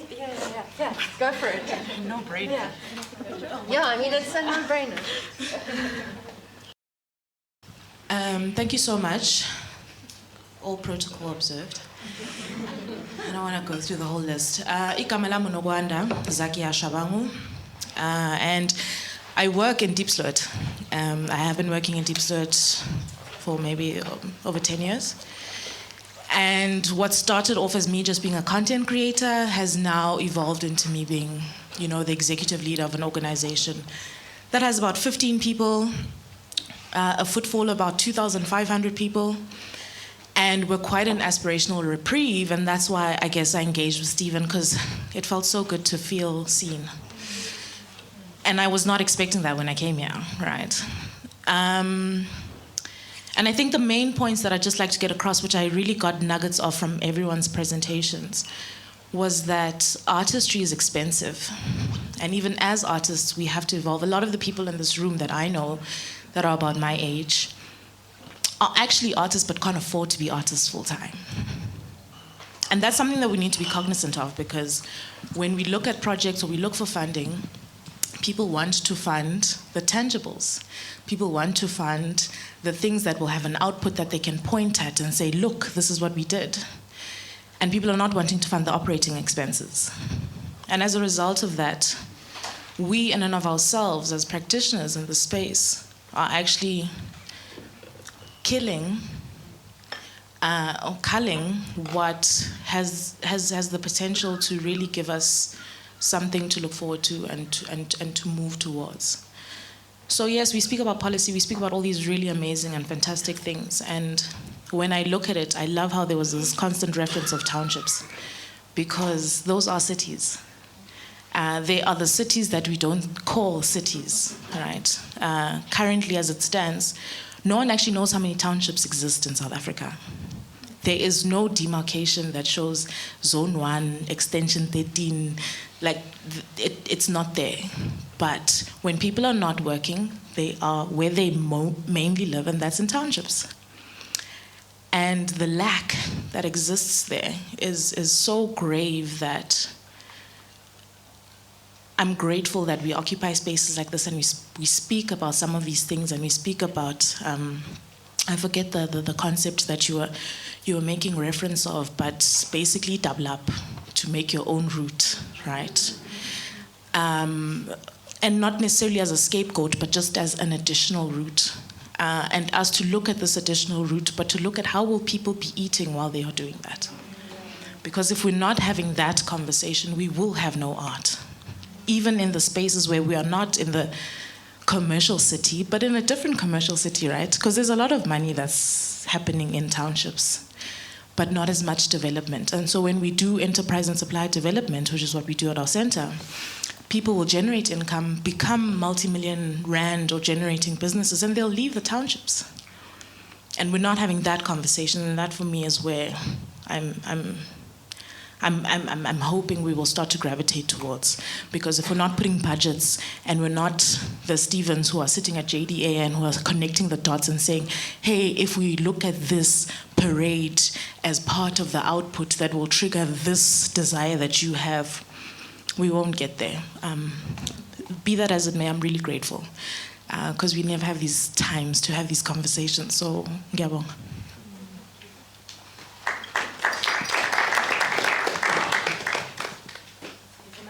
Okay. Should we? I think you can keep one now. Sorry. We have another one. Because we have another one. Sorry. Okay. Oh, okay. It's gone again.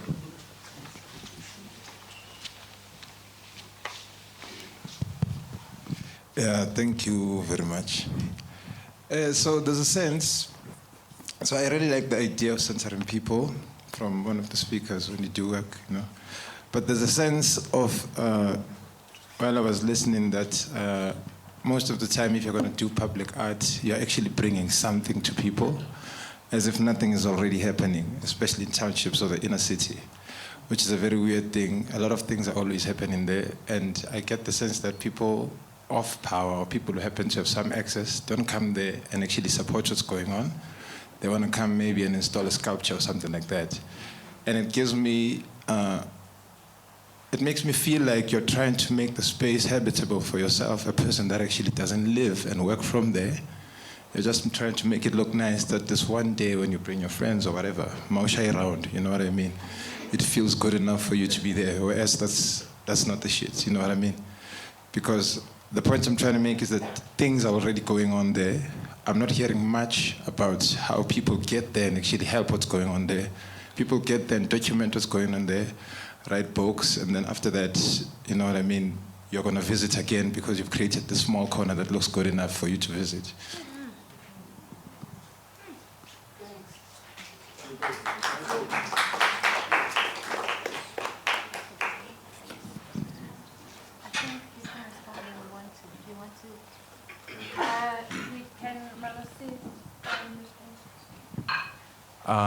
Yeah, because I don't want to take too many questions without having to respond to one. And then what I hear you, definitely. And then the beauty for us, that concept of the flower that grew from the concrete. So we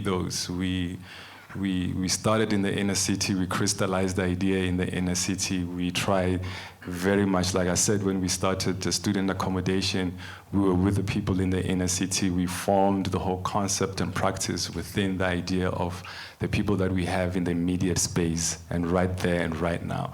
And that's how we've been trying to practice since the 26 years later. And now we are in 2026, since 2001, 2002 there. So the idea that definitely there's a concept of an alien coming into the city and doing what they need to do and exiting the city. We never had the privilege to really exit the city.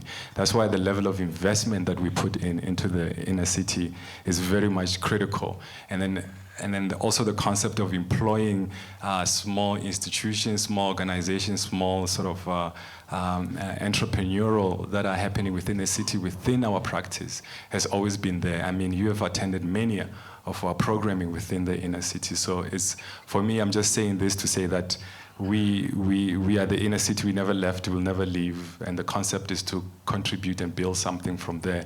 That's why the idea of taking back the Draw Hall. We left in 2015 as an exile, but with the intention to go back. But luckily, because we know certain people, because life is about connections and relationship, who you know, and then that person will lead you somewhere else. That's why we were able to move in from us exiting the Draw Hall. We were able to land in the building that I showed you as the first image in our project. And we still continue to support many programs and many engagement within the inner city. So that I hear you, that one is very much prevalent in the idea of what gentrification, when gentrification was introduced within the city of Johannesburg. Basically it was that. An alien coming in, it couldn't survive. Maboneng being a first example, they had to exit immediately, because once GP hostels start protesting, the little coffee shops couldn't survive the kind of protest. They were crying and they had to exit the city.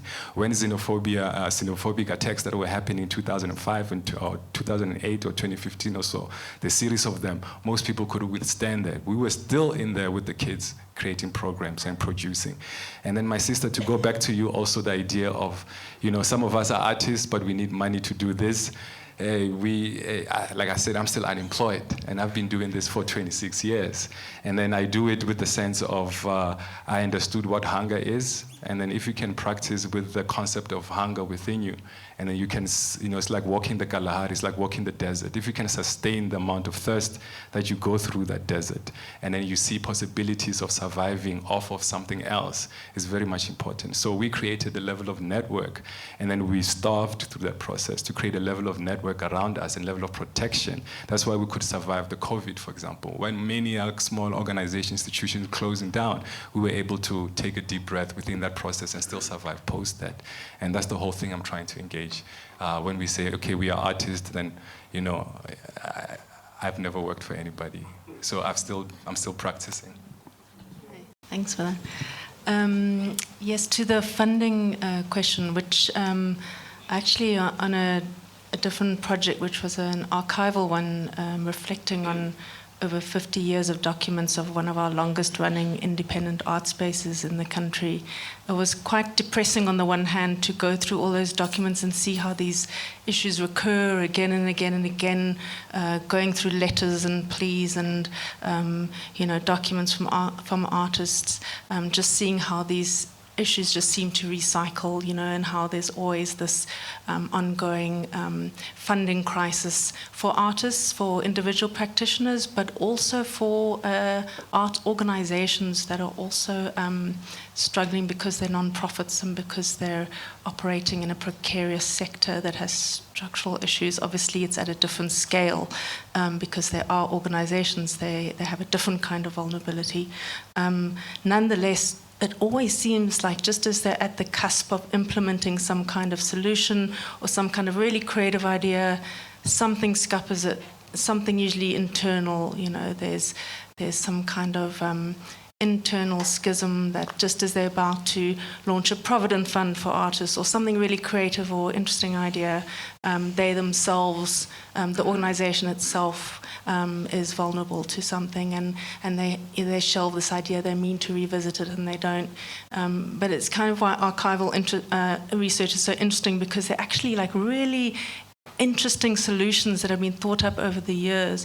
And I guess that's why I'm kind of curious for this reflective frame as well, because I think over time really interesting potential solutions have been thought up, and we're still very much in need of applying them with a contemporary manifestation, basically appropriate to our times. But what seemed to me after reflecting on those records is that we need more intersectoral collaboration, basically, because the arts institutions themselves are also vulnerable in a different kind of way to the artist.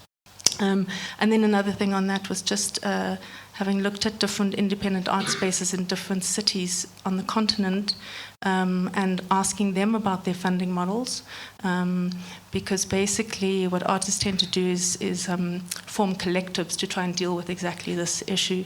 And what Malose is also talking about is solidarity networks and collaborative economies often, which are really interesting. There's some really fascinating examples of how that's working.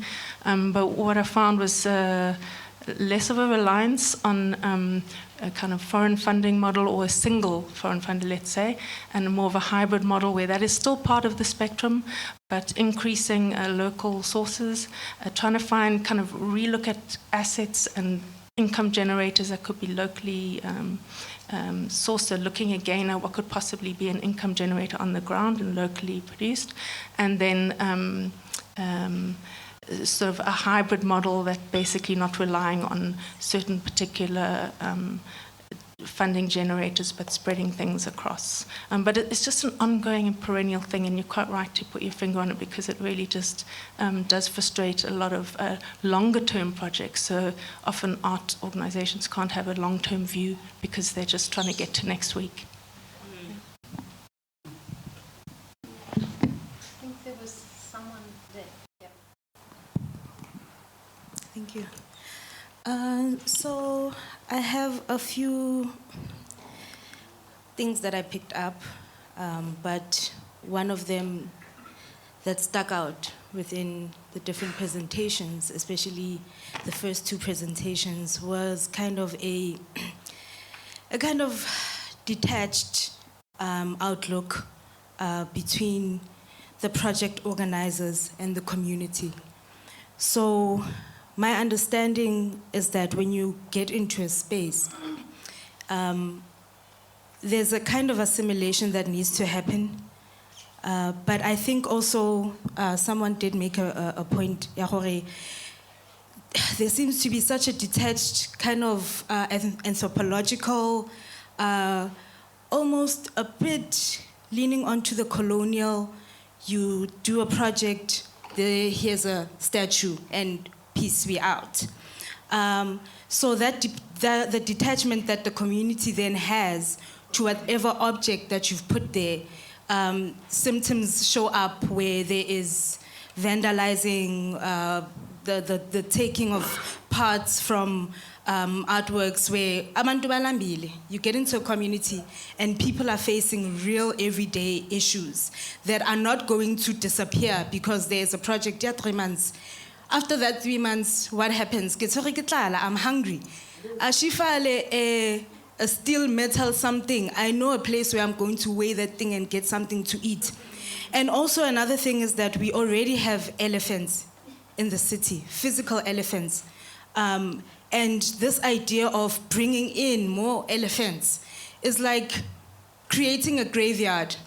And people who live in these spaces now have to live within these graveyards. So, I don't know, I think there should also be a conversation or some kind of solutions. I'm still very young, I don't know how to start this thing because it's a big elephant and we have to eat it piece by piece.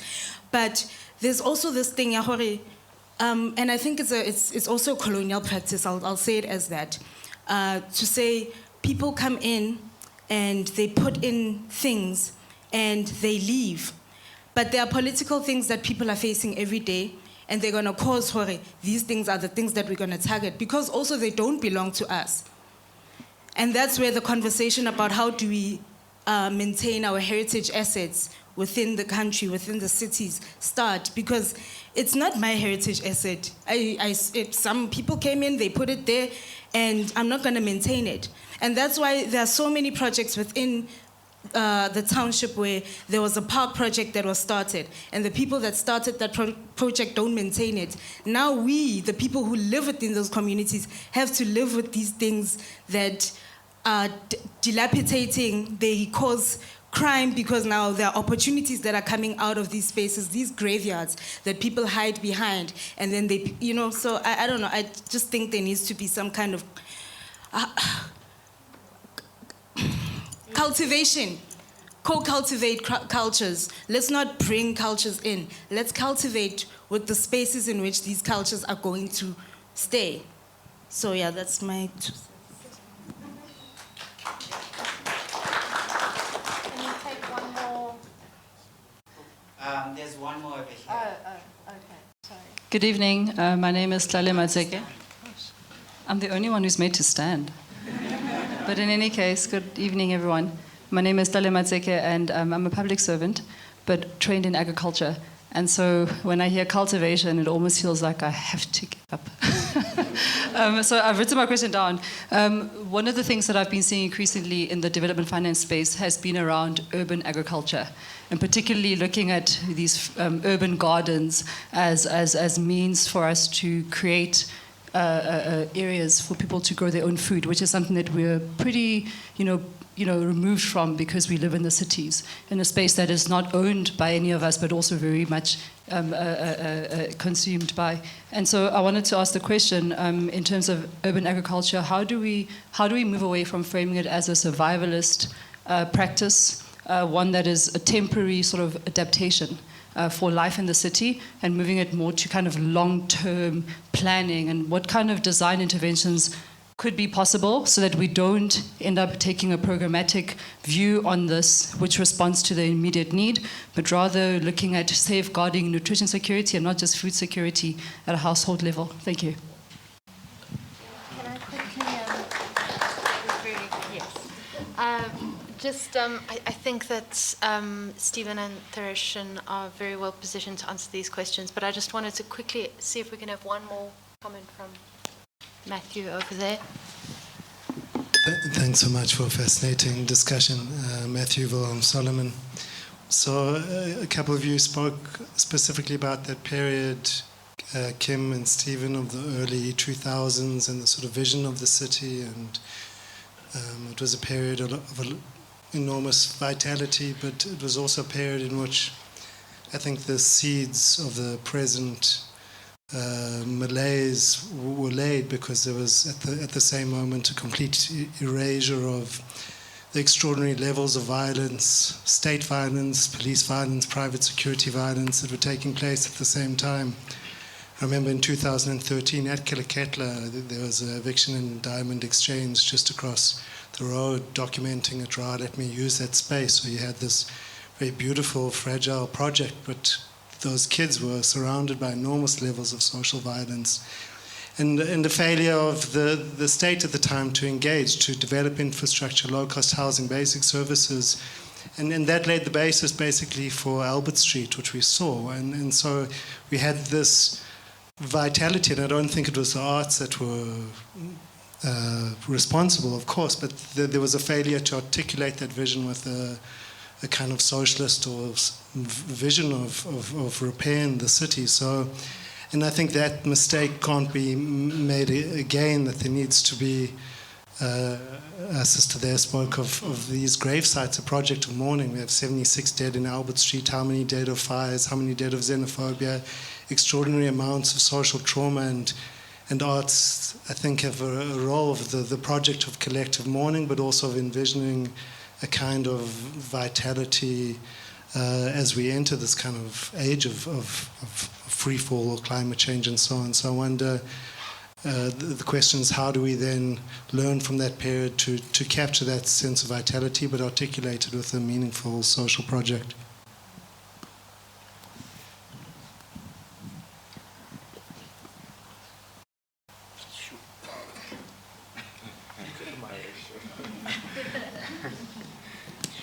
Okay, so to the business of imposition in spaces that may not necessarily have asked for it or want it. Yeah, that's probably one of the most important challenges that comes out of the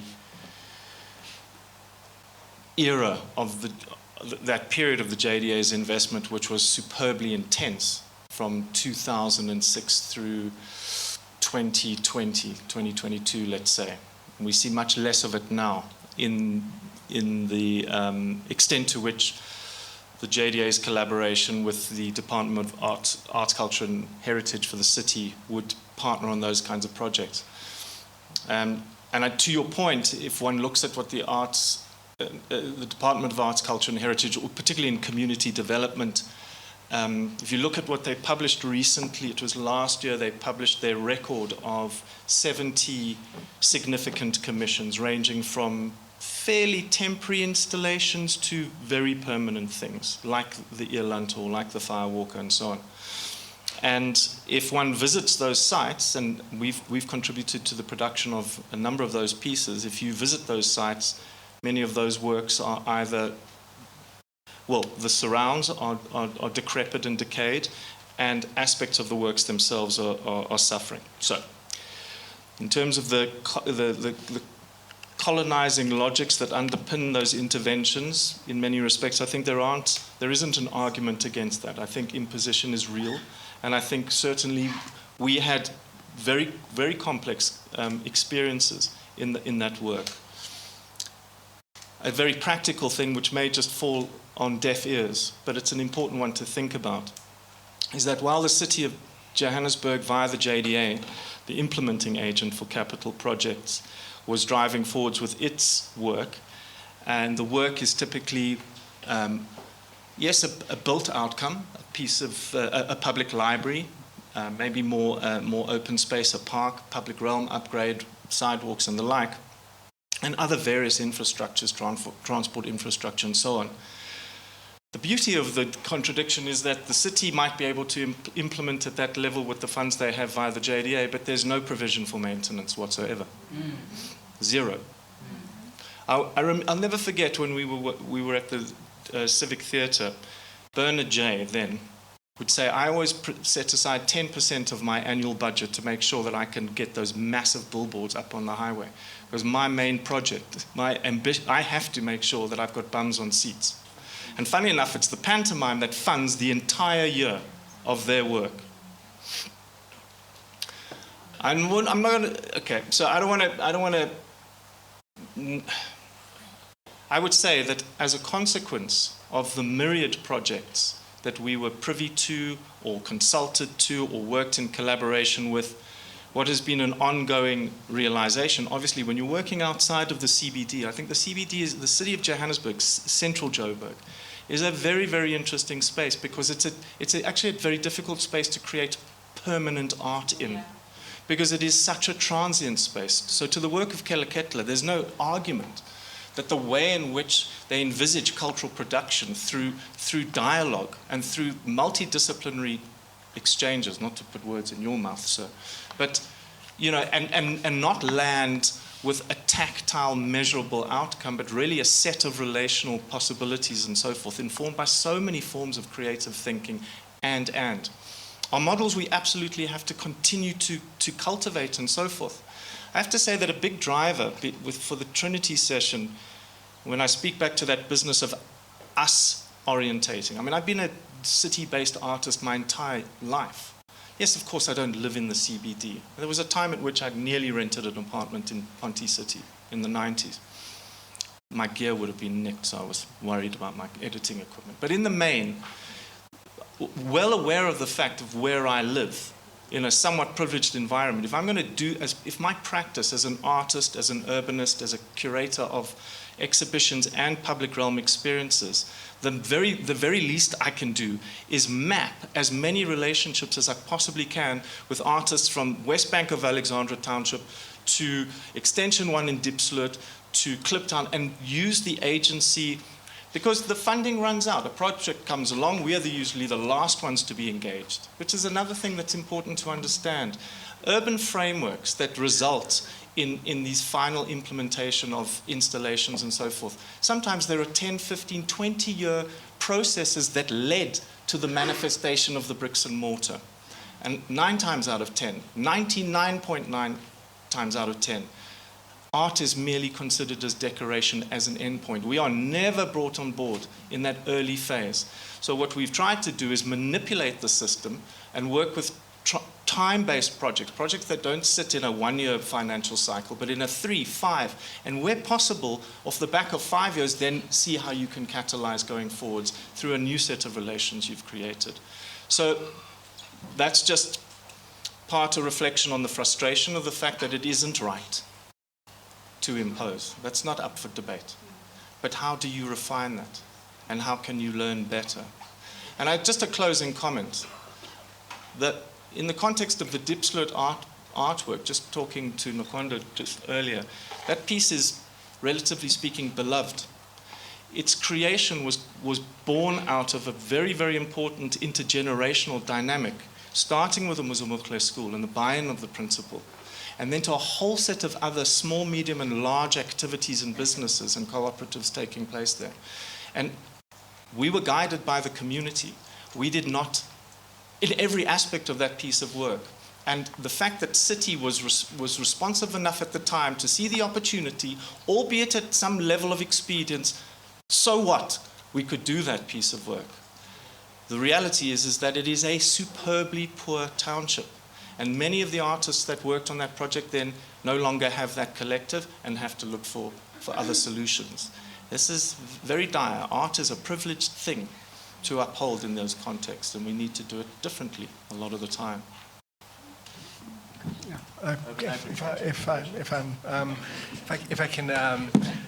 If I can make a sweeping comment to absorb a few of the points, if that's okay.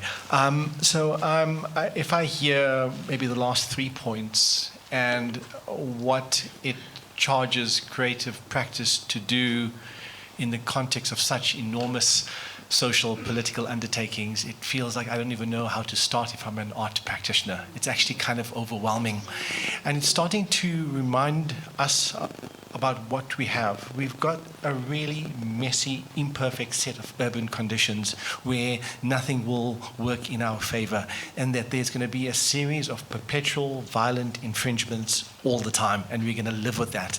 I don't know how to deal with it otherwise, and the institutions that are there to protect us, that we've had, are falling away, and we're left to ourselves to mobilize and organize ourselves.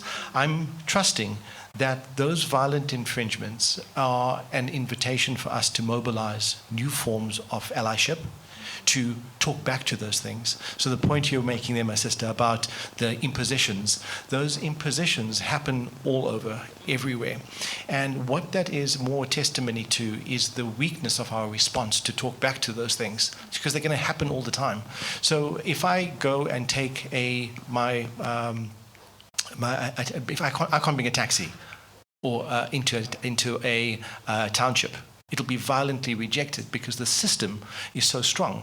And it's telling us that our cultural, our social systems are weak, that we are able to feel offended by those impositions. Typically, they shouldn't happen. They should be adopted, refined, and better meet the needs of our aspirations, but we haven't done that, and therefore they manifest as impositions. So I think it's telling about what the kind of environment it is, and let it be almost a reflective piece for ourselves. Why has this happened? What have we done to enable this thing to happen? Because I can tell you that I'm seeing that it's an increasing precedent. We're going down a darker space, and I'm interested to know what do we bring into being to respond to it better. So I'm just struck by how the cultural creative project in this messy context is needing to do so much of work. And that's the big thing. And the last point to make is that I think that there's two parts to how we receive and produce the creative cultural work in our cities. One is through the practitioner landscape.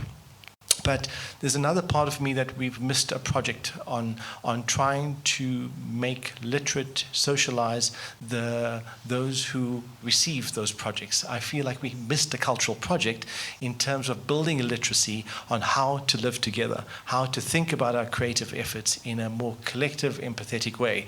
And when we talk to communities on the ground, the art is not a thing. So and you know, in the social political direness that we have, where the steel is more valuable as salvage, I think that means that we haven't done the cultural work to understand the symbolic value versus the material value of an object.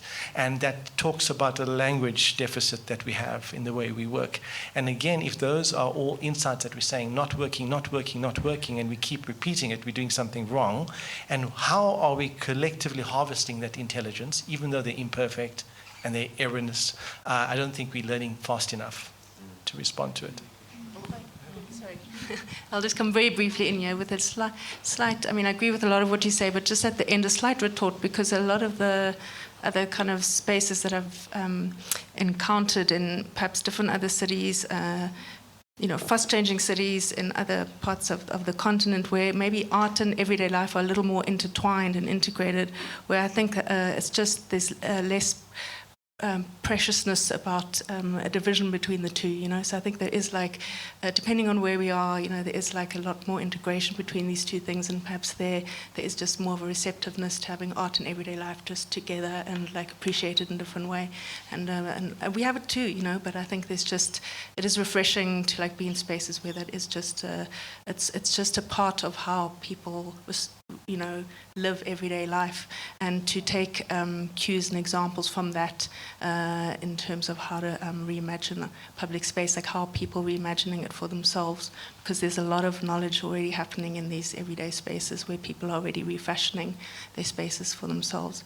And to the question, Matthew, I think this just very short, I think that the nature of the city is paradoxical. There are these awesome things and these very difficult things happening together at the same time, and that is the nature of city living.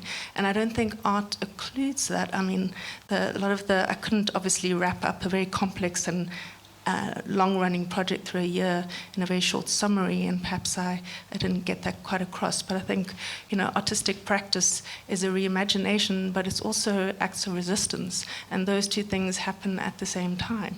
And so practitioners that are working in this more ephemeral vein that is transient, and working with the dynamics that are already existing in a space, that aren't doing concrete and physical, leaving these concrete legacies in space.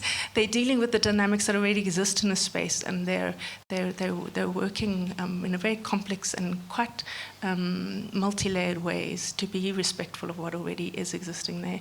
And they're not invisibilizing those things. They're trying to work exactly with those dynamics. And I think they are bringing attention to some of those very difficult things in the city. And I think it's a different lens and a different way of seeing and becoming conscious of some of those things going on. So yeah, so I don't think it excludes those things. I think it actually encounters those things, and when it's done well, and obviously there's a whole spectrum of how art is done, but it can really help others to pay attention to those dynamics. And yeah, I'll leave it there. Say something about. So, I was director for arts and culture from 2004, and the city of Johannesburg had a sister city partnership with New York. And we get invited to New York because they're having a big public art conference, and they've invited a whole lot of countries to look at what is happening in public art in their cities. And I remember we had to do a presentation on public art in Joburg. So think back, 2004, what was the public art in Joburg? There was the Miners' Monument. There was the George who discovered gold on the way to whatever. And then there were various corporate things, most of which were done by my father, actually, who was an architect working for Schlesinger Organization. And every building they did, they included some art. So the interesting thing about that moment was when I came back from that trip, Eric Itzkin wrote a policy, the public art policy, and the timing was brilliant because of the 2010 World Cup. So there was going to be this beautification program because we were going to have this influx of tourists, and we were going to make our cities safe and walkable. And the public art was going to be part of the agent of that transformation. And when we got the policy approved, it was never 1%. It was up to 1%. And Stephen, don't praise the JDA. They were our agents. We were the owners of the policy, arts and culture, but we didn't have the money for the infrastructure programs, because every new part of the city that was being regenerated, they suddenly had to spend 1% for public art. But that's gone. That time is gone, okay? And at that same time, the other thing that I got money for very easily was Carnival, because the Carnival strategy was to deal with the problem in Hillbrow on New Year's Eve and the chaos that happened in New Year's Eve. So we managed to convince the police and the mayoral committee that if we ran a carnival on New Year's Eve, we would have organized activities, and we might be able to begin to sort out the kind of problems of the violence that occurred. Where the whole thing falls apart is that the province never ever works together with the city. They always work at odds in competition with the city. So as we got this carnival program going in the city, what did the province do? They ran their own carnival program, and they moved it every year to a different place. So you could never create something kind of significant in a particular place. And just to say, if you look at what they're doing in Orange Farm right now with that carnival program, that is an extraordinary project that is developing. And the wonderful thing about it is working with children, working in the streets. So I think what we've got to do now is really, it's not about public art and monuments and putting structures in the city. That was something for that time, pre-2010. But at this moment, the theatres seem to be doing well, okay? I mean, the Soweto Theatre, but it's taken that institution a good 10 years to get a kind of a momentum and to get a program going. So you have to have strong institutions, and you have to build your programming around strong institutions. With Drill Hall, we tried desperately at Arts and Culture to get control of it, to manage it. And the city would just never give it to us. So we just watched this thing fall apart. So that's key. If there aren't strong institutions, then the potential for artists to be supported is extremely difficult to achieve.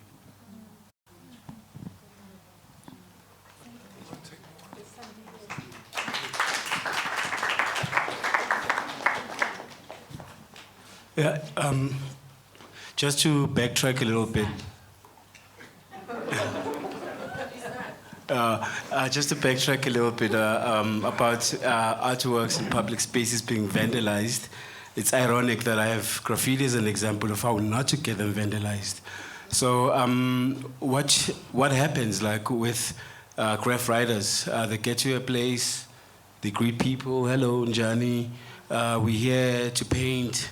They're like, no, we don't want no graffiti here. And then the response is like, no, we're beautifying the area. You don't have to pay us. It's for free. And then what that does, it creates a conversation between members of the public and the people that are making these works. By the time you get to a point where they grant you permission to paint, they're engaging you with like, why do you do this? How much does it, where do you get the money for this?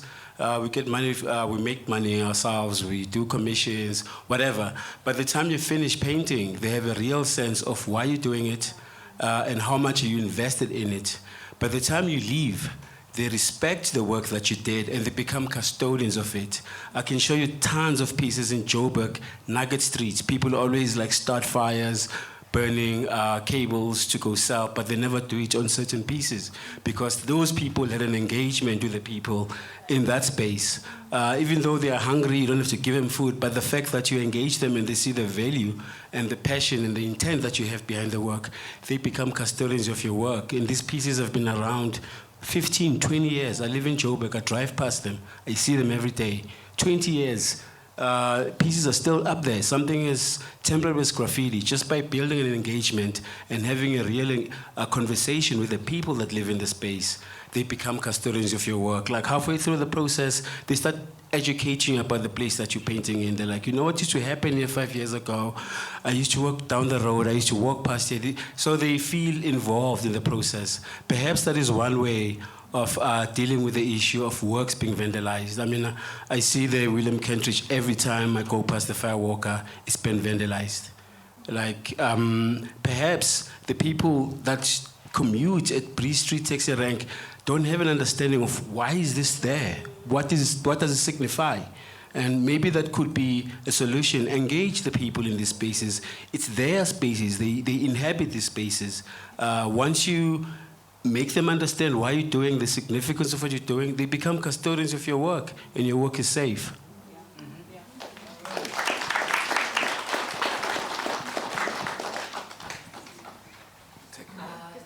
Let's have some responses, and then 2 or 3 more questions from the audience. How do you feel about that, Anthea? I'm fine. I'm just concerned about time. Yeah. I'd like some responses and then throw back some more questions to the panel before we move on. For me, quickly, I just want to respond to what Stephen was sort of alluding to in terms of the city not really, or the government itself really not participating with the grassroots. Again, I formed an institution to remove myself from the term grassroots, so we become an institution. So then we did this sort of run across Germany, where since 2022, with the Documenta 15, after meeting the president of Germany, we were able to get into the sort of the German government. So we worked with the German Cultural Ministry and Media, BKM. They told us that they can't give us money directly in South Africa. We have to spend the money in Europe. Okay, fine, that's cool. So can you guys introduce us to another wing of government that will allow money to leave Germany and come to South Africa? And we're doing this knowing that our South African government is nowhere to be seen. So, forget them. So we exploring other sources of income somewhere else. And then when we bring the idea of soft power, using foreign governments to influence our government to say the draw hall is very much important and critical to us to be rehabilitated. So there's possibility if we work together, we can fundraise across Europe. Then we did, they introduced us to the German Economic Development and Cooperation, knowing that their office will allow money to leave Germany into, South Africa. And then we're still busy within that conversation. And we started that strategy. A couple of years later, the Department of Public Works and Infrastructure, the current minister now, they did the same run. And we could have done it together. But they did it 2 years later after we did it. And then now when I call them and say, yo, we did the same sort of run. You guys were there looking for funding, support, and infrastructure. We did the same conversation. Why not? We could have partnered on this conversation if we already sort of aligned before we left the continent and we went to another country to sort of look for money and funding. And we also approached the South African embassy. I'm sorry to... I don't want to call out his name. He's a bit of a lazy guy, the South African embassy in Berlin. They never introduced us to anything. By the time we approached them, we already, connected ourselves across the space. They just came in and said, oh, yeah, we're not supported, we don't have money, but we can just be there for you guys to present and talk and so forth. So our mission right now is to look for money elsewhere and then influence our own government about the importance, because we really want the lease of the draw hall. We're already in conversation with Herzog and Dumur, the architecture firm in Basel.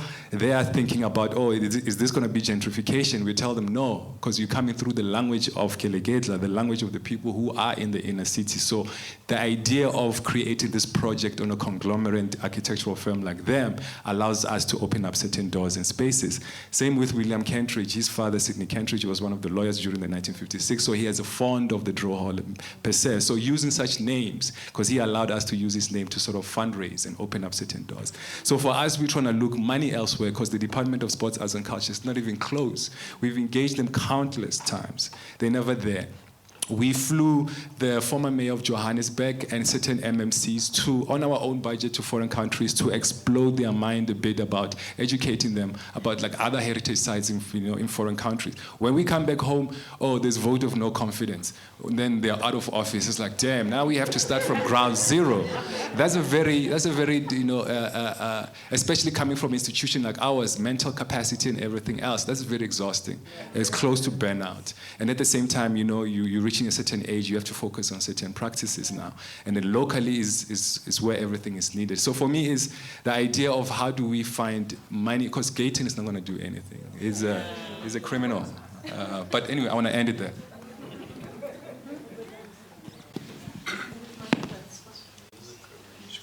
Yeah, that's great. Okay, thank you. All right, unfortunately we're out of time. Thank you so much, that was really so interesting, and I feel like we probably could have sat here for another hour at least. 5 hours or so. Thank you so much, everyone, for your insights and knowledge of the city and deep expertise. Thank you to the Goethe-Institut, Ben and Bongani and the team, and to IFAS for your support. And thank you to all of you for everything. Really wonderful. Thanks, everybody. The after party is in Hillbrow. Thank you for everyone for attending. We have maybe one last round of